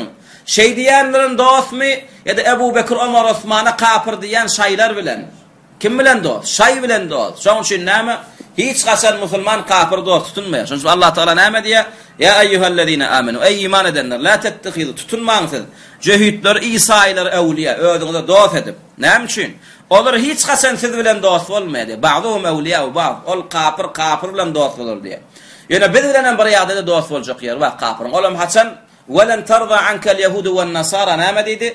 Hatta tettabi'a milletahum. Ýewrey, jöhüt, hristiýan, İsaý hiç senden razy bolmaýar, sen olaň dinine girýänsen diýär. Waddu law takfurun. Wa istadihim diýär, siziň hem kafir bolmaklygyňyz diýär. Şoň şu ýewrey, hristiýan, jöhüt, şaý haçan biz dost tutjakan, haçan biz kafir bolup, Rasulullah'ın sünnetini taşlap, Allah'ın kitabyny taşlap, şolar kafir bolamyza ana onu olar bizi dost tutjak hem, şunuňmy? Şoň üçin musulman kafir bolýança kafir musulman hiç haçan dost tutunmaýar. Şoň üçin Allah Taala näme diýip otur? Ba'duhum awliya'u ba'd. Olar bir-birine dost tutunlar diýär. Siz kafir bolmasaňyz siz hiç haçan dost tutunmaýar diýär. Soňra näme diýär? Bu zatlardan soňra men yetewellahum minkum diýär. İçiňizde biriňiz şolaň birini dost tutun aýda diýär. Näme? Fe innehu minhum diýär. Şübhesiz olam olardan hasaplanlar diýär. Ennallaha la yehdil kavmez zalimin. Allah Teala näme?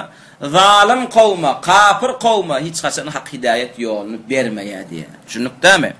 Yana näme mumtahinan birinji ayetinde näme diýär? La tettehizu aduwwi wa aduwwakum awliya tulquna ilayhim bil mawaddati wa qad kafaru bima ja'akum min al haqq diýär.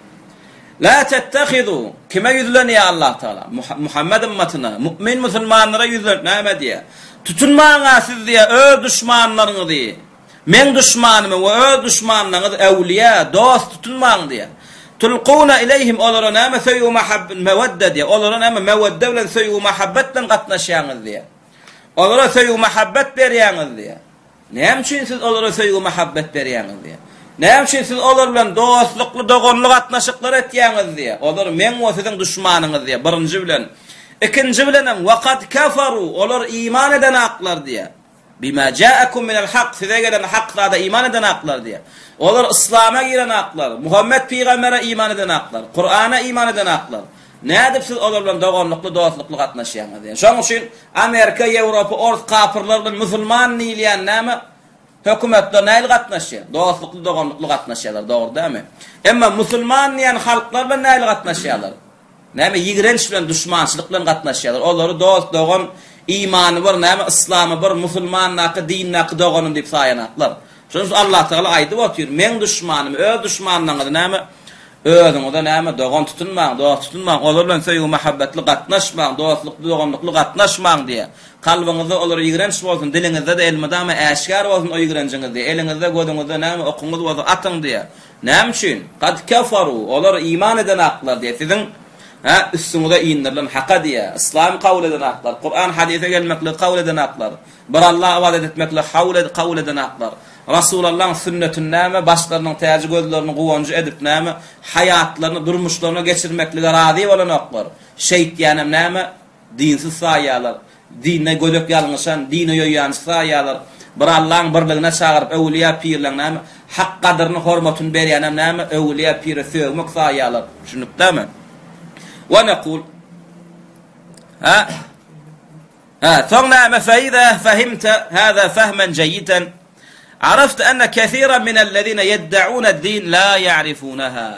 Sen şu zatlara yankılatlar, aydınlatlara doğru düşünsen diye şu zat özlerini dinler sayandan köpüsü şu zatlar bilen aklar diye. Kafir ýigrenmeli, Allah ibadet etmeli, Rasulullah'ın sünnetini tutmalı. Kafirlerin dogonlukly, dostlukly gatnaşmalar, Peygamberimiz sallallahu aleyhi ve sellem da'waty gysgaça yüzden oýurmaya giňişleýin bolan we haçan kafirlerin düşmançylyk başlapdyr. Şu zatlar sen bilýär. Sen bilsen bilýän diye şu zat näme din tutýandan, dinnar diýilýänden köpüsi bu hakykaty bilen akdy. Ve illa fema allazi hamala al-muslimin ala as-sabr ala zalika al-azab wal-asr wal-darb wal-hijra ila al-habasha. Eger olar bilen bolsa diýen, eger de näme Muhammed sallallahu aleyhi ve sellem bilen müşriklerin arasynda düşmançylyk edilmedik bolsa, o näme diýär? Ýa-ni aýdan adam näme düşmançylyk etmediydi? Düşmançylyk diňe kim bilen etdiydi? Sen garşyňa urşeden kafir bilen düşmançylyk etdiydi. Emma sen bilen ýaşaşyp ýören kafira garşy düşmançylyk etmediydi. Enne misal alyp gaýtýar, başyna gaýtýar İslamyň başky dawatyna. Peygamberimiz sallallahu aleyhi we sellem we onuň ashablary we Mekke müşrikleri. Diňe Mekke şäher cemnetdämi şulary? Mekke şäher cemnedi. Mekkeliler başka yurtdan atları, yaraglarla urşedik geldiler Peygamberimiz üstüne. Urş etmedi, bile ýaşaşyp ýördiler dämi? Ölerim dogonlary, garnaşlar bir maşgaladylar, dogry dämi? Bir agdy bir maşgala ýaşaşyp ýörke Peygamberimiz diňe näme diýdi? Şu etýänlaryňyz batyl idi. Ýigrenjini aýtdy, düşmançylygyny aýtdy, boly näme başlady ondan? Urş başlady. Indi Peygamberimiz şolara ýigrenjini aýdana, şo zatlaryň batyllygyny aýdana, şirke garşy düşmançylyk edip başlarny şu Mekkeliler urşan halladymy ýa dogonlukly, dostlukly, garnaşlykly halla gatnaşyp ýören adamdylarmy? Dogonluklu, dostluklu, garnaşlykly halda gatnaşyp beren adam diye. Şoň üçin kimde kim diňe uruş etýän kapyra näme düşmançylygy bildirmeli, ondan başga düşmançylyk bildirmeliler diýeni peýgamberiň eden zady oň diýändadyň batyla çykarýar. Düşündiňmi? Enne diye Peygamberimiz olara düşmançylığını aýtmadyk bolsa, dinlerinin batyllygyny aýtmadyk bolsa, olaň dinine söýmedik bolsa, olaň etýänlarynyň batyllygyny aýtmadyk bolsa, onda musulmanlar bir topar eziyetlere sabr etmekligi teren zat näme bolýar?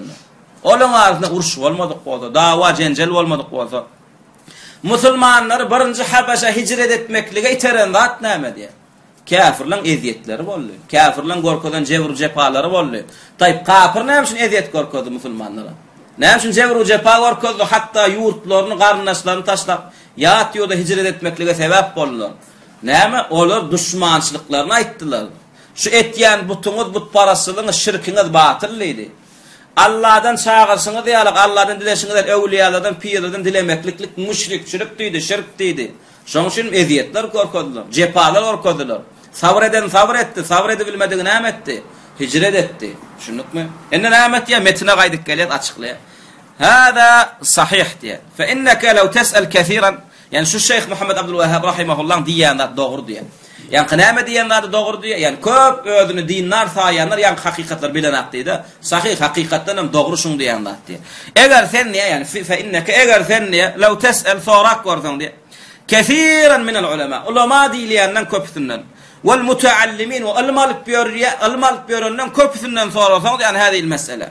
Şu meselede yani meseletul vela vel bara. Allah için söýmeli, Allah için ýigrenmeli diýilen zat. Allah için kimi söýmeli? Mümini söýmeli, musulman söýmeli. Allah için kimi ýigrenmeli? Kafir ýigrenmeli. Diňe uruş etýänimi ýok.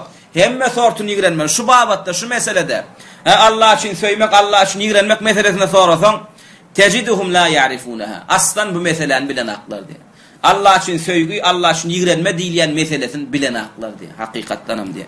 Yaquluna näme diýerler diye bilmeýänem, bilemagam diýmez. Gidibem öwrenjegem bolmaz da näme diýer diye. La yelzem buğduhum. Ýigrenmeklik hökman nädirlay diýer diye. Hökman men dilim bilen aýtmalmy şonu ýigrenýänimi? Hökman men diýmelimi şunu niye? Dinuna huwa dinu adawa delil jagaşamsy. Näme biziň dinimiz düşmançylyk terýän dinmi? Biziň dinimiz rahmet üçin inirilen din näme? Ondan ölçe näme? Felsefe edip başlaýar. Owadan urlap başlaýar. Delilsiz gurrun bide gerek gal. Şunuňmy? Owadan gurrun bide gerek gal. Näme? Dinu adawa. Biziň dinimiz dini adawa my? Biziň dinimiz düşmançylyk dinimi?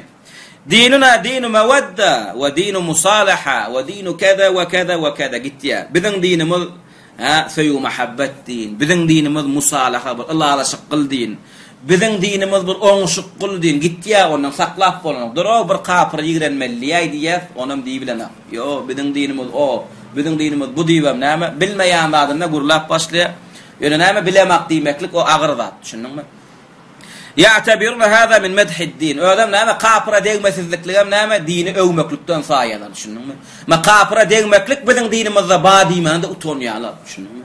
Be kapyry ýigrenmeklik, elinde ýaranda okuňyza kapyryň garşyna uruş etmeklik biziň dinimizde badysen, näme şu terror diýen gurrunlardan täsirlenýärler. Onu hakykatdan kapyrlaň diýen dogry bolup çykýar da diýär. Biziň dinimizden terror bolup çykýar da. Ýok, dinne terrorluk ýok. Biziň dinimiz näme? Söýü muhabbete çağırýar. Biziň dinimiz näme? Allah'a şymaga, ýaşaýmaga çağırýar. O dogry görürüm. Biziň dinimiz söýü muhabbetlige çağırýar. Biziň dinimiz Allah'a şyklyga çağırýar. Ýöne söýü muhabbetlige, Allah'a şyklyga, gowluga çağırýan din erbeden garşysyna da çykmalýan ýer ýokmy? Şu gowlugy sen dolu dawamatly uzaga çekdirjek bolsaň näme etmeli? Şu gowlugyň gitmekligine sebäp boljak zatlar aýyrmaklygam gowlukdan näme? Olar oňa düşünen o. Din gowu däme? Indi men şu gowu dini ortada ertesim gelýär. Şu ortadan kapyrlar şu gowuň şu taýda ýaramaklygyna sebäp bolýarlarmy? Ya da ýaýramasyzlyklaryna sebäp bolýarlar. Eýem gowuň ýaýramaklygyna bolýan böwedi aýyrmaklyga näme eken? Gowlukda eken. Şu gowuň ýaýratmaklyk wajib bolsa, şuň öňünde duran böwedi aýyrmaklygy wajib. Şoň üçin köp kişi näme diýär? İslam gylçy bilen ýaýratdy diýerler. Batyl görürüm. İslam'ın tarihi gandan yazılı diyorlar. Batıl vurun. İslam'ın näme dini? İslam dini adil bilen ýaýrady. O İslam'ın tarihi nur bilen ýazyldy. İtalya, İspanya'da bir musulman kalmadı. Haçanla Hristiyanlar basıp alanına bağırını kırdılar. İtalya, İspanya, Barcelona, Sicilya, Mahtumulu Perengdağı diye Paris'e 70 kilometre. Şondan beri Avrupa. Hemmesi musulman halklar, musulman yurtlar bolan. Haçanla musulmanın elinden gidip hakimiyet Hristiyanlara varanda näme boldy? Bir mescit, bir musulman yok şu an. Gan bilen yazdılar tarihlerini. Ummeti yitirdiler. Kılıç bilen dinlerini zorlap adamlara verdiler. Bari gitti. Emma Mısır'ın açılarında ne asır boldy? 14 asır boldy. 14 asır mundan önkü Hristiyanlar inne köpölüp ne yetti sani? 15 milyona yetti. Düşündün mü? Biri öldürülmedi. Näme üçin? İslam öldürür onu. İslam näme? Ölü yürekler diriltmene geliyor.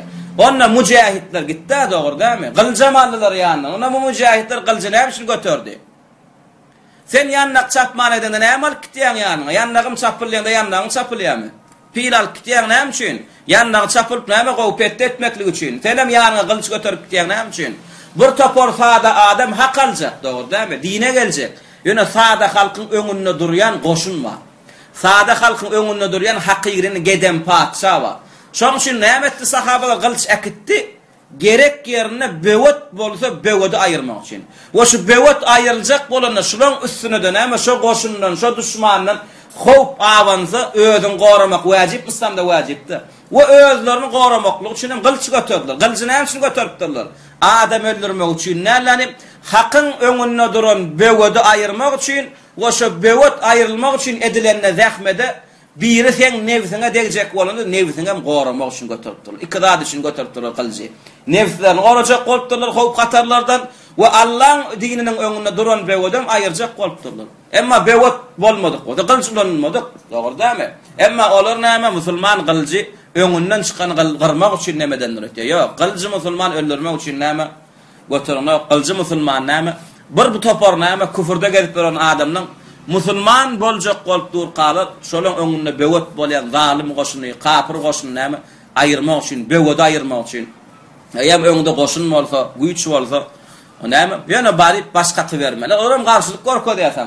Ona o garşylykda da sen nefsini goramak üçin kılıç näme? Hem nefsini goramak üçin, hem böweti ayırmak üçin göterilipdir. Emma dini kılıçlar ýaratdy diýenler, o näme? Batıl dini qaralamak bolýar. Şoň üçin kafirler näme? Şu kafirler tarapyndan aýdylýan näme sözlerden täsirlenýärlerden dinne cihat we dinne Allah üçin söýmek, ýigrenmek we dinne kafir ýigrenmeklik we dilinde äşkar etmeklik bar diýsen bu gurrunlar näme? Bir tüsek dinne terrorluk bar diýen gurrun näme? Täsirlenýärden ýok, biziň dinimizde o zat ýok. Şunuň birden bolaýsa da dine düşmançylyk eden kafira düşmançylyk etmeli. Olam din üçin näle? Sana düşmançylyk edýän, uruş edýän üçin, watanyň goramak üçin, diniň goranmak üçin etmeliler şunu. O batlar näme batıl gurun. Wa naqulu musalahatuhum ala umur as-siyasat la mani ala hadiya. Yani o dinle alaşmalyyan gurrun onu gollaýar. Yani siyasi maslahatlar üçin, siyasi bahwitler üçin kafir musulmanyň arasynda käbir alaşyklar geçirmeklik. Ebeden onda hiç bir näme qadagan zat ýok. Şoň üçin Peygamberimiz sallallahu aleyhi ve sellem öýdüm näme? Kafirlerden İslam'a, musulmana hayır verecek yerine dagavor bağlaştı. Şertnameler geçirdi. O zatlar näme? O hiç dine näme karşı çıkýan zatlar ýok. Lakin musalahatum ala terki ba'd umur din la tejuz. Emma näme gurrun nämede? Kafirlerle alaşmak bolanok, kafirlerle şertnameler bağlaşmak bolanok. Yani dinin hasabyna. Yani bolýar biz tawhide da'wat etjekkel. Siz tawhide da'wat etmeseňiz iqtisadi tarapdan siz bilen näme gatnaşjak näme alaşyklar bağlaşdyk. O bolanok şunu. Namaz okumak, ya tawhide çağırmak. Onda biz näme sizin iqtisadiýetiniz güýçlenirjek. Ya Ýewrosoýuzda saljak Türkçe şey diýerler da şu. Näme olaram bolýar diýjek bolýarlar. Ta Türk dininden çykýança näme Ýewrosoýuz Türkiýany Ýewrosoýuzda salmaýar. Şoň esasyna şu wagt näme diýerler? Biz demokrasiýa ýurt, hijab näme hem ýerde görünmeliler, din gurrun hem ýerde edilmeliler. Näme şu näme Cumhur Partiyasy, Kommunizm Partiyasy, iň öten partiýa, şu näme Atatürk'ün melun Yevrey kafirden aýdy bilen aklar. Näme üçin Ýewrosoýuzda ýerjek bolýarlar. Allah alaşyklar bar. O alaşyk gollaýarmy din? Ebeden o Allah alaşyk näme gollanak. Allah alaşyk batyl. Şoň üçin näme Peygamberimiz düşmançylyk eden kafira, uruş edeni bolsun, uruş etmedi bolsun. O Peygamberimiziň kafira düşmançylyk etmekligine iteren adam näme şolaň batyl dinleri bolan üçin. O zat bolmadyk bolsa musulmanlar edýet çekmezdi, musulmanlar hicret etmezdi. Inde näme şerhine gayet näme diýip açyklar. Ma sebebu ma nala minel muslimina ma nala al muslimina fi Mekke. Rasulullah düşmançylyk etmedik boldy diye. Mekke'de musulmanlar bir topol eziyetler çekdi diye. Näme sebäp boldy şonuň eziyet çekmekliklerine? Ha? Näme sebäp boldy? Hal li annahum muslimun yusallun we yasumun? Olar diňe özlerine musulman dip namaz okap agyl beklenlikler üçin eziyet gördülermi? Ha? La diye. Yo, olar diňe biz musulman, biz Muhammed sallallahu aleyhi ve sellem diýende hak saýdyk, çoň şeýle biz namaz okajak, agyl beklejek. Şey diýenler üçin eziyetler görüp ýurtlaryny taşlap hicret etmekligine sebäp bolurlarmy? La diye. Yok. Bel li annahum abghadul kuffara wa adawhum. Yok diye. Olaň eziyet çekmekliginiň sebäbi özlerine men musulman namaz okajak, agyl beklejek zat diýen zatlar bolmakda olur. Kapırları yigrenip olan karşısına düşmançılık eden sonlar başladı diye. Düşündün mü? Ve nehu ani şirki billah ve Allah ibadette ikilik etmeyen. Bu da evliya pire çokunmayan dediler. Ana ondan düşmançılık ettiler. Hâzâ huve sebep. Ana hakiki sebep şu diyor. Düşündün mü? Hakiki sebep neyme? O namaz okanı ağlı beklenen için. Son için neyme? Ödümüden burada şu şüpheye düşük geçtik. Ve şu adam bir topar adam şüphede neyme? Bir kapır diyorlar. Neyme için? Ay namazda degen ağa. Ağız beklemeklige degana. Yo, ağız beklemeklik kulen namaza qomaklıqda akbar Rasulullah hatta Rasulullah döwrünek müşrikler bilen näme? Dawa bolmaly. Şoň üçin sen namazyňa degana, qana mescit namaz oqana, Qur'an namaz oqana, orada ağzyňy bekle. Ýagdaýyň ozy haja git adar beren aklara, dawa bunny däl. Hana Allah şoňa çokun, buňa çokunma diýsen goýýarlar mı günüňe? Hana elingdäki müşrikleň edemlerde ağlajaň, aýr boýnuňdaky itiň tezegini aýr. Bir Allah'dan hayırlar umid ettiysen goýýarlar mı sana publişne märekäň içine gurlamany? Goýanoklar ana dawa şo. Ana şoňa goýmasalar, tawhide goýmasalar, şirkere waslanlardalar. Şirkden gaýtarmana goýmasalar näme? Ana şo beledi şirk bolýan eken. Şo ýurt kapyr ýurt bolýan eken. Şonu etýän adam kapyr adam bolýan eken. Näme? Hada huwa sebep. Ana şu da sebep eken. Illa law annahum samu ve sallu ve iştagalu bizikri ve lem yeta'arradu لأحد ما حصل لهم أذى بالضرب والحبس والأسر diye. Eger de olur diye diňe agyl beklap namaz okap, diňe doga dilegler bilen näme iştegalu başgaý wal gumra wal keden mozalar diye öz iş çagaşlar bilen welem yeta'arradu li ahad hiç kime näme wagad nasihat işlerini geçirmedik mozalar diye. Bu tawhid, bu Allah ibadet etmek, şuna gelin bu şirk, bundan gaýdan, bu batıl, şunu ölsen diýenden çykýan. Buňa alak gurunlar etmedik bolsalar diye ma hasal aslan olara bolmazdym diye hiç bir ediyedem degmedi diye. Urgu töwmegem bolmady diye hiç gaçan tutsaga da basmadylar diye. Yesir plan adam näme bolmazdylar diye. Şoň şu wagt diýilýän wagtlaram şo. Şunu wagt nasihat işlerini geçirme diye. Toparlanışyk etme diye. Ana namaza gody, ana agdyň bekle diye. Öz işiň bilen bol dagwatyň kölegänden çykmasyn. Sana biri degse yüzüme tüftü diye. Ana şu müşrikler adamlar. Müşrikler näme istediler musulmanlardan? Dinimize degme. Şunun akidamyzy puçaga çykarma. Hudaýlamyza söwme diýdiler. Emma işiň bilen bol işimiz ýok. Taýip delil nirde? Rasulullah şeyden bolsa degilmejekligine. Delil gerek. Peygamberimiz näme? Tawhide ýüzle çağırıp şirkiňe ýüzle erbetligini aýdan bolsa we hiç kime dawat etmän. Diňe özü erk ıhtiyarlan kabul edip o hiç kime aydılman. Diňe namaz, roza, zikirlatyn gumra bolup geden düşmançylyk edilmezdi diýäse. Delil nerede? Ha? Delil nerede degilmejekligine? Nerede delil var? Şey dilen bolsa dawat edilmedik bolsa degiljeğine, degilmejekligine. Nerede delil var? Ya, o deliller.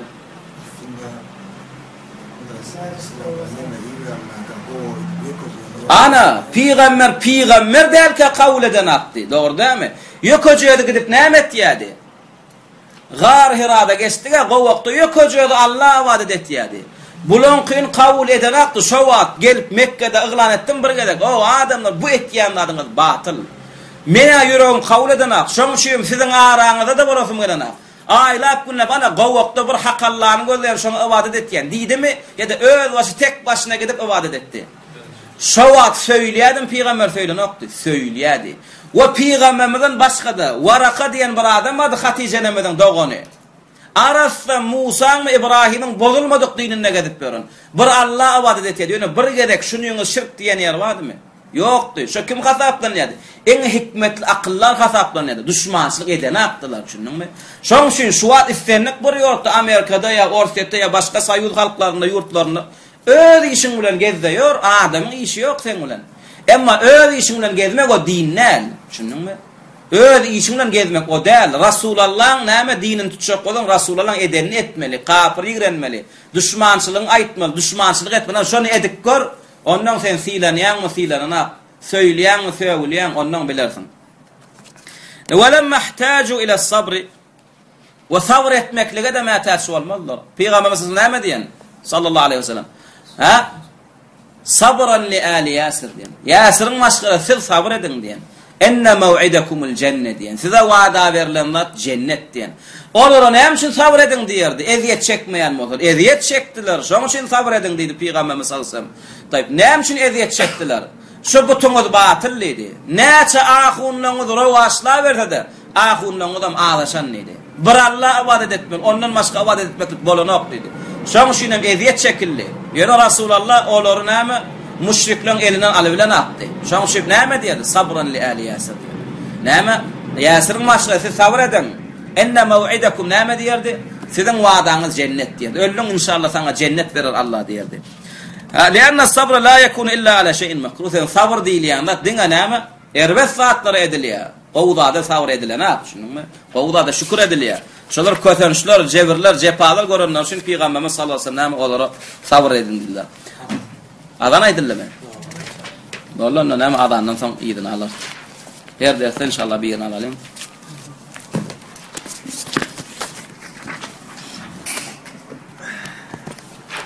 Bismillahirrahmanirrahim. Yankı dersimizin näme dowamy.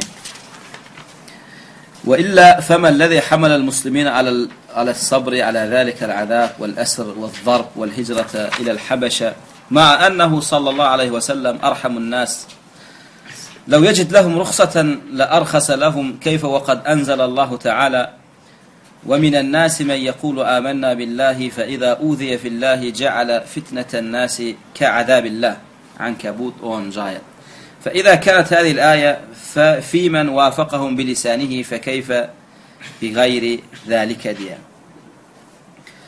نام ديا Peygamberimiz sallallahu aleyhi ve sellem ashablar näme jewer jepat çekdiler hatta şu derece etdiler ama yurtlaryny dağın garlasyny taşlap näme hicrete gittiler diye. Ölen Peygamberimiz sallallahu aleyhi ve sellem näme ma'a ennehu sallallahu aleyhi ve sellem arhamun nas in rahim şefaatli adamdan birdi. Gözü bilen hem görýärdi sahabalary gözüniň aldyny öldürýärdiler, eziyetler berýärdiler. Ýöne şonu da lem yejid ruhsatan lem yejid lahum ruhsatan li yurakhisa lahum diye. Şolar üçin bir näme ýeňillik tapmady diye dinne. Yani şu meselede näme abolya anna bolar azap çekýär, kötönýärler, jewer şefalar çekýärler, hatta hicret etmeli bolarlar. Şoňa bolýa wagtlaryň näme şirk ýigrenmän ya şirk ýigrenmekligiňi goýun diýip näme olara bir näme hiç bir asyl zatdan, tawhiddan, şirkden dänmeklige, tawhiddan dänip şirki gollan saran bolmaklygy hiç diýip näme ruhsat bermedi. Allah Taala Ankabut'un 10-njy aýatynda näme diýär? "Wa minen nas adamlaryň içinde käwir adamlar bar diýär. Men yaqulu amanna billah." Dillaýdarlar diýär, Allah iman etdik diýär. Fa iza uzi fillah. Inne şonama Allah iman etdim diýen şuň ya Allah'ın dinini tutan şuň näme eziyet tapyp başlata diýär adamlaryň sebebinden. Näme ja'ala fitneten nasi ka'adabillah. O adamlardan gelýän näme sinagi Allah'ın azabı ýalyk saýarlar diýär. Şunuňmy? Yani adamdan hemme diýenler edip başlar kanagatlanıp başlar diye. فإذا كانت هذه الآية في من وافقهم بلسانه فكيف بغير ذلك. إن شو الآيات diye kimde kim näme dille olar bilen näme gabat gelen bolsa diye başga zatda olar bilen ulalaşyp olar bilen gabat gelen bolsa hal ýagdaý nähilek boldun diye. Enne näme açıklaýar näme diye. Ma'a rahmetihi sallallahu aleyhi ve sellem bi ashabihi ma rakhasa li ashabihi bit tanazuli anil şey min ed-din. Peygamberimiz şoňalyk rahim şefaatdir diye ashablarına. Şonna da ma rakhasa lahum diye. Ma rakhasa li ashabihi. Öz ashablaryň ruhsat bermedi diye. Dinin asyl zatlaryndan näme geçdinler diýip. Dinin asyl zatyndan geçmek bolany. Musulman bolmaklygy üçin etmeli amallary var, musulman bolmaklygy üçin saklanmaly, gaýtmaly amallary var. Şolaň hiç birinden näme däňmeklik bolanok, şunuňmy? Hawa tenazu şu däňmeklik, gaýtmaklyk, neze hakyndan geçmek bolýar, hakymdan geçdim bolýar, men öz paýymdan näme geçdim diýe, paýymy açyrdım diýe.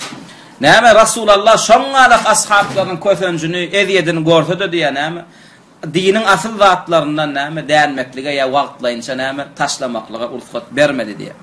Ma rakhasa lahum, ursat bermedi we ödem şo halada näme Peygamberimiz sallallahu aleyhi ve sellem en rahim şefaatli adam diye. Eger Peygamberimiz näme ursat tapan bolsa dinine olara ursat bererdi. Ha wagtlaýynça onda güýje ýançak näme butuda tezledi berin ya tawhidin adam näme aýtmaň ya müşriklerim näme golla berin diýerdi ýöne diýmedi.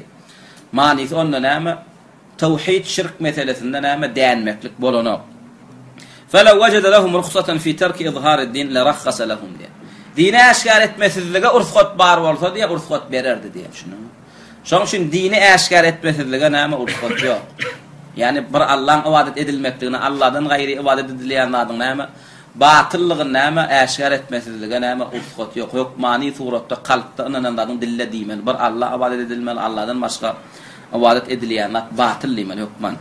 Bel inna Allah anzala aleyhi ve minen nasi men yekulu amanna billahi. Yani lakin iza jaa al-imtihan kâbir adamlar diye sina görmese Allah iman ettim diýer geder ýörer. Yani bir Allah ibadet etmeli diýer, Allah'dan gaýra ibadet etmek bolanok diýer diye.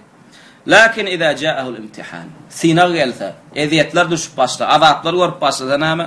Iza uziye fillah, iman meselesinde, taat meselesinde, Allah meselesinde eziyetler çekip başlasa, sinalar görüp başlasa, أو إذا أوذي بسبب قوله آمنت بالله يعني الله إيمان ettim bir Allah diýmeli we بسبب توحيده o wadatta Allah'ın birleýänligi üçin näme eziyetler çekip başlasa fe innehu yeteraca an dinihi dininden gaýtýar alajatyn başlaýar asynmasyn başlaýar ha plan ewliya diýip başlaýar şunuňmy yej'alu fitneten nas ka'adabillah näme üçin dininden gaýdyp başlaýar adamlaryň azabyna Allah'ın azaby ýalap gorýar diýer nadanlygyndan ýa yefirru min eziyetin nasi fid dunya nämet ýa müşrikleri dinsizler kanagatlanyrjak bolup olaň dünýede berýän eziyetlerinden gaçjak bolup Allah Taala ahiretde berjek azabyna barýar onu bilener şunuňmy şoň üçin näme tawhidin gizleýän şirkden batyllygyny gizleýän näme üçin şu zatlar men aşkar etsem ha ayan etsem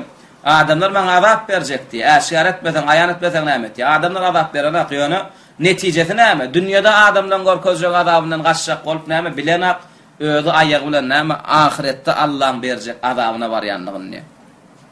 Meselul lezi istajara bin nari min ar-ramda. Onuň misaly gyzgyndan näme kölegelenjek bolup näme oduň howruna barýan adam ýalak diýip şunu. Oduň näme gyzgynyndan näme kölegelenjek bolýar. Agaçyň saýasyna barmaly. Suwa girbeli emma bir oda barýanyň ýalak diýip. وإذا لم يصبر على أذى الناس أعظم إذيتلنا ثورت مثلا كيف يصبر على النار يوم القيامة قيامة مغشرون أوضن إذيتنا نادب شدجق قبول آدم يلزم العكس أن يفتدي أذى الناس بتحمل أذى النار بتحمل أذى الناس ما حقيقة من آدم تيرثنا والمال يلزم العكس تيرثنا غايم والمال يعني نام oduň azabyndan ödün gormaklygy üçin näme dünýäň adamlaryň berýän azabyny götürüp pida etmeli ödüni üçin. Adamlaryň azabyny götüreni näme ýeňil saýmaly, näme dowdagyň azabyny, oduň azabyny näme götüreni. Ve sabru ala dinihi ve dinine sabr etmeli. Amma ennehu yeftedi bi dinihi min adan nas. Amma adamlaryň eziyeti üçin näme dinini pida etýär, ödüni pida edene. Yani dinini näme pida etýär, tawhidinden geçýär. Şirk batyllyk we şirk zatlary bar ya. وينسى النار التي أمامه وأن النذر النام دوضة قادنا ميعادنا شقر يده فهذا كالمستجير من الرمضاء بالنار كما قال الشاعر بنام دي رمضاء نام تومثن قدغن لغنن غورا مقلوشين نام oodun näme gyzgynlygyny saýat tutýan adam diýär. Şahir näme diýdi? El mustajiru bi amrin inde kurbatihi kel mustajiri min ar-ramda'i bin nar diýär. Amrdan kömek soraýanyň misaly ýa kösenenne diýär. Näme gyzgyndan goranmak üçin näme ootdan kömek soraýan ýalak diýär. فإذا كان هذا الوعيد في حق من وافق الكفار بلسانه من غير إكراه ليعيش معهم Inni näme Allah Taala şu ayetde näme diýdi? Ya bir adam kafirlerle ýöne ýaşaşmaklyk üçin zorluk görmese de dille näme müşrik tıranmalyk gorkady. Tawhidi kabul etmedir tıranmalyk gorkady diýe. Ha, şoňa Allah Taala azap berjek bolsa, şonu Allah kafir saýan bolsa diýe. فكيف بمن وافقهم بفعله من أجل مصالحه الدنيوية diye. Dünyevi maksatlar için, dünyevi peydalar için diye. İyi şirine de şolun edenine senahilek var on hal yağday diye. Düşündün mü? Kabirlara barıp näme başa gitse, tümmöklere barıp näme başa gitse, düşündün mü? Dünyevi maksadını yerine getirecek bolup näme öwliya kabirlara näme çokun aylansa, sevdasından almajak, odipenden almajak bolup. Näme zorluk esasyn zorluksyz öz erki ihtiýaryna ýöne kafirlerin ýaşaşmak üçin dille ödün näme tawhidler gollaman olar gowurýan ýalyk gurrun eden bolsa dowdak wa bolýan bolsa diýe. Dille we amalla da şonu etýän bolsa nähilek bolsun diýe. Şunuňmy? İnşaallah Taala inniki dersimizde näme 3-nji mowduny alar, şeýle de näme 2-nji mowduny gutarýa. والله تعالى أعلى وأعلم والسلام عليكم ورحمة الله وبركاته.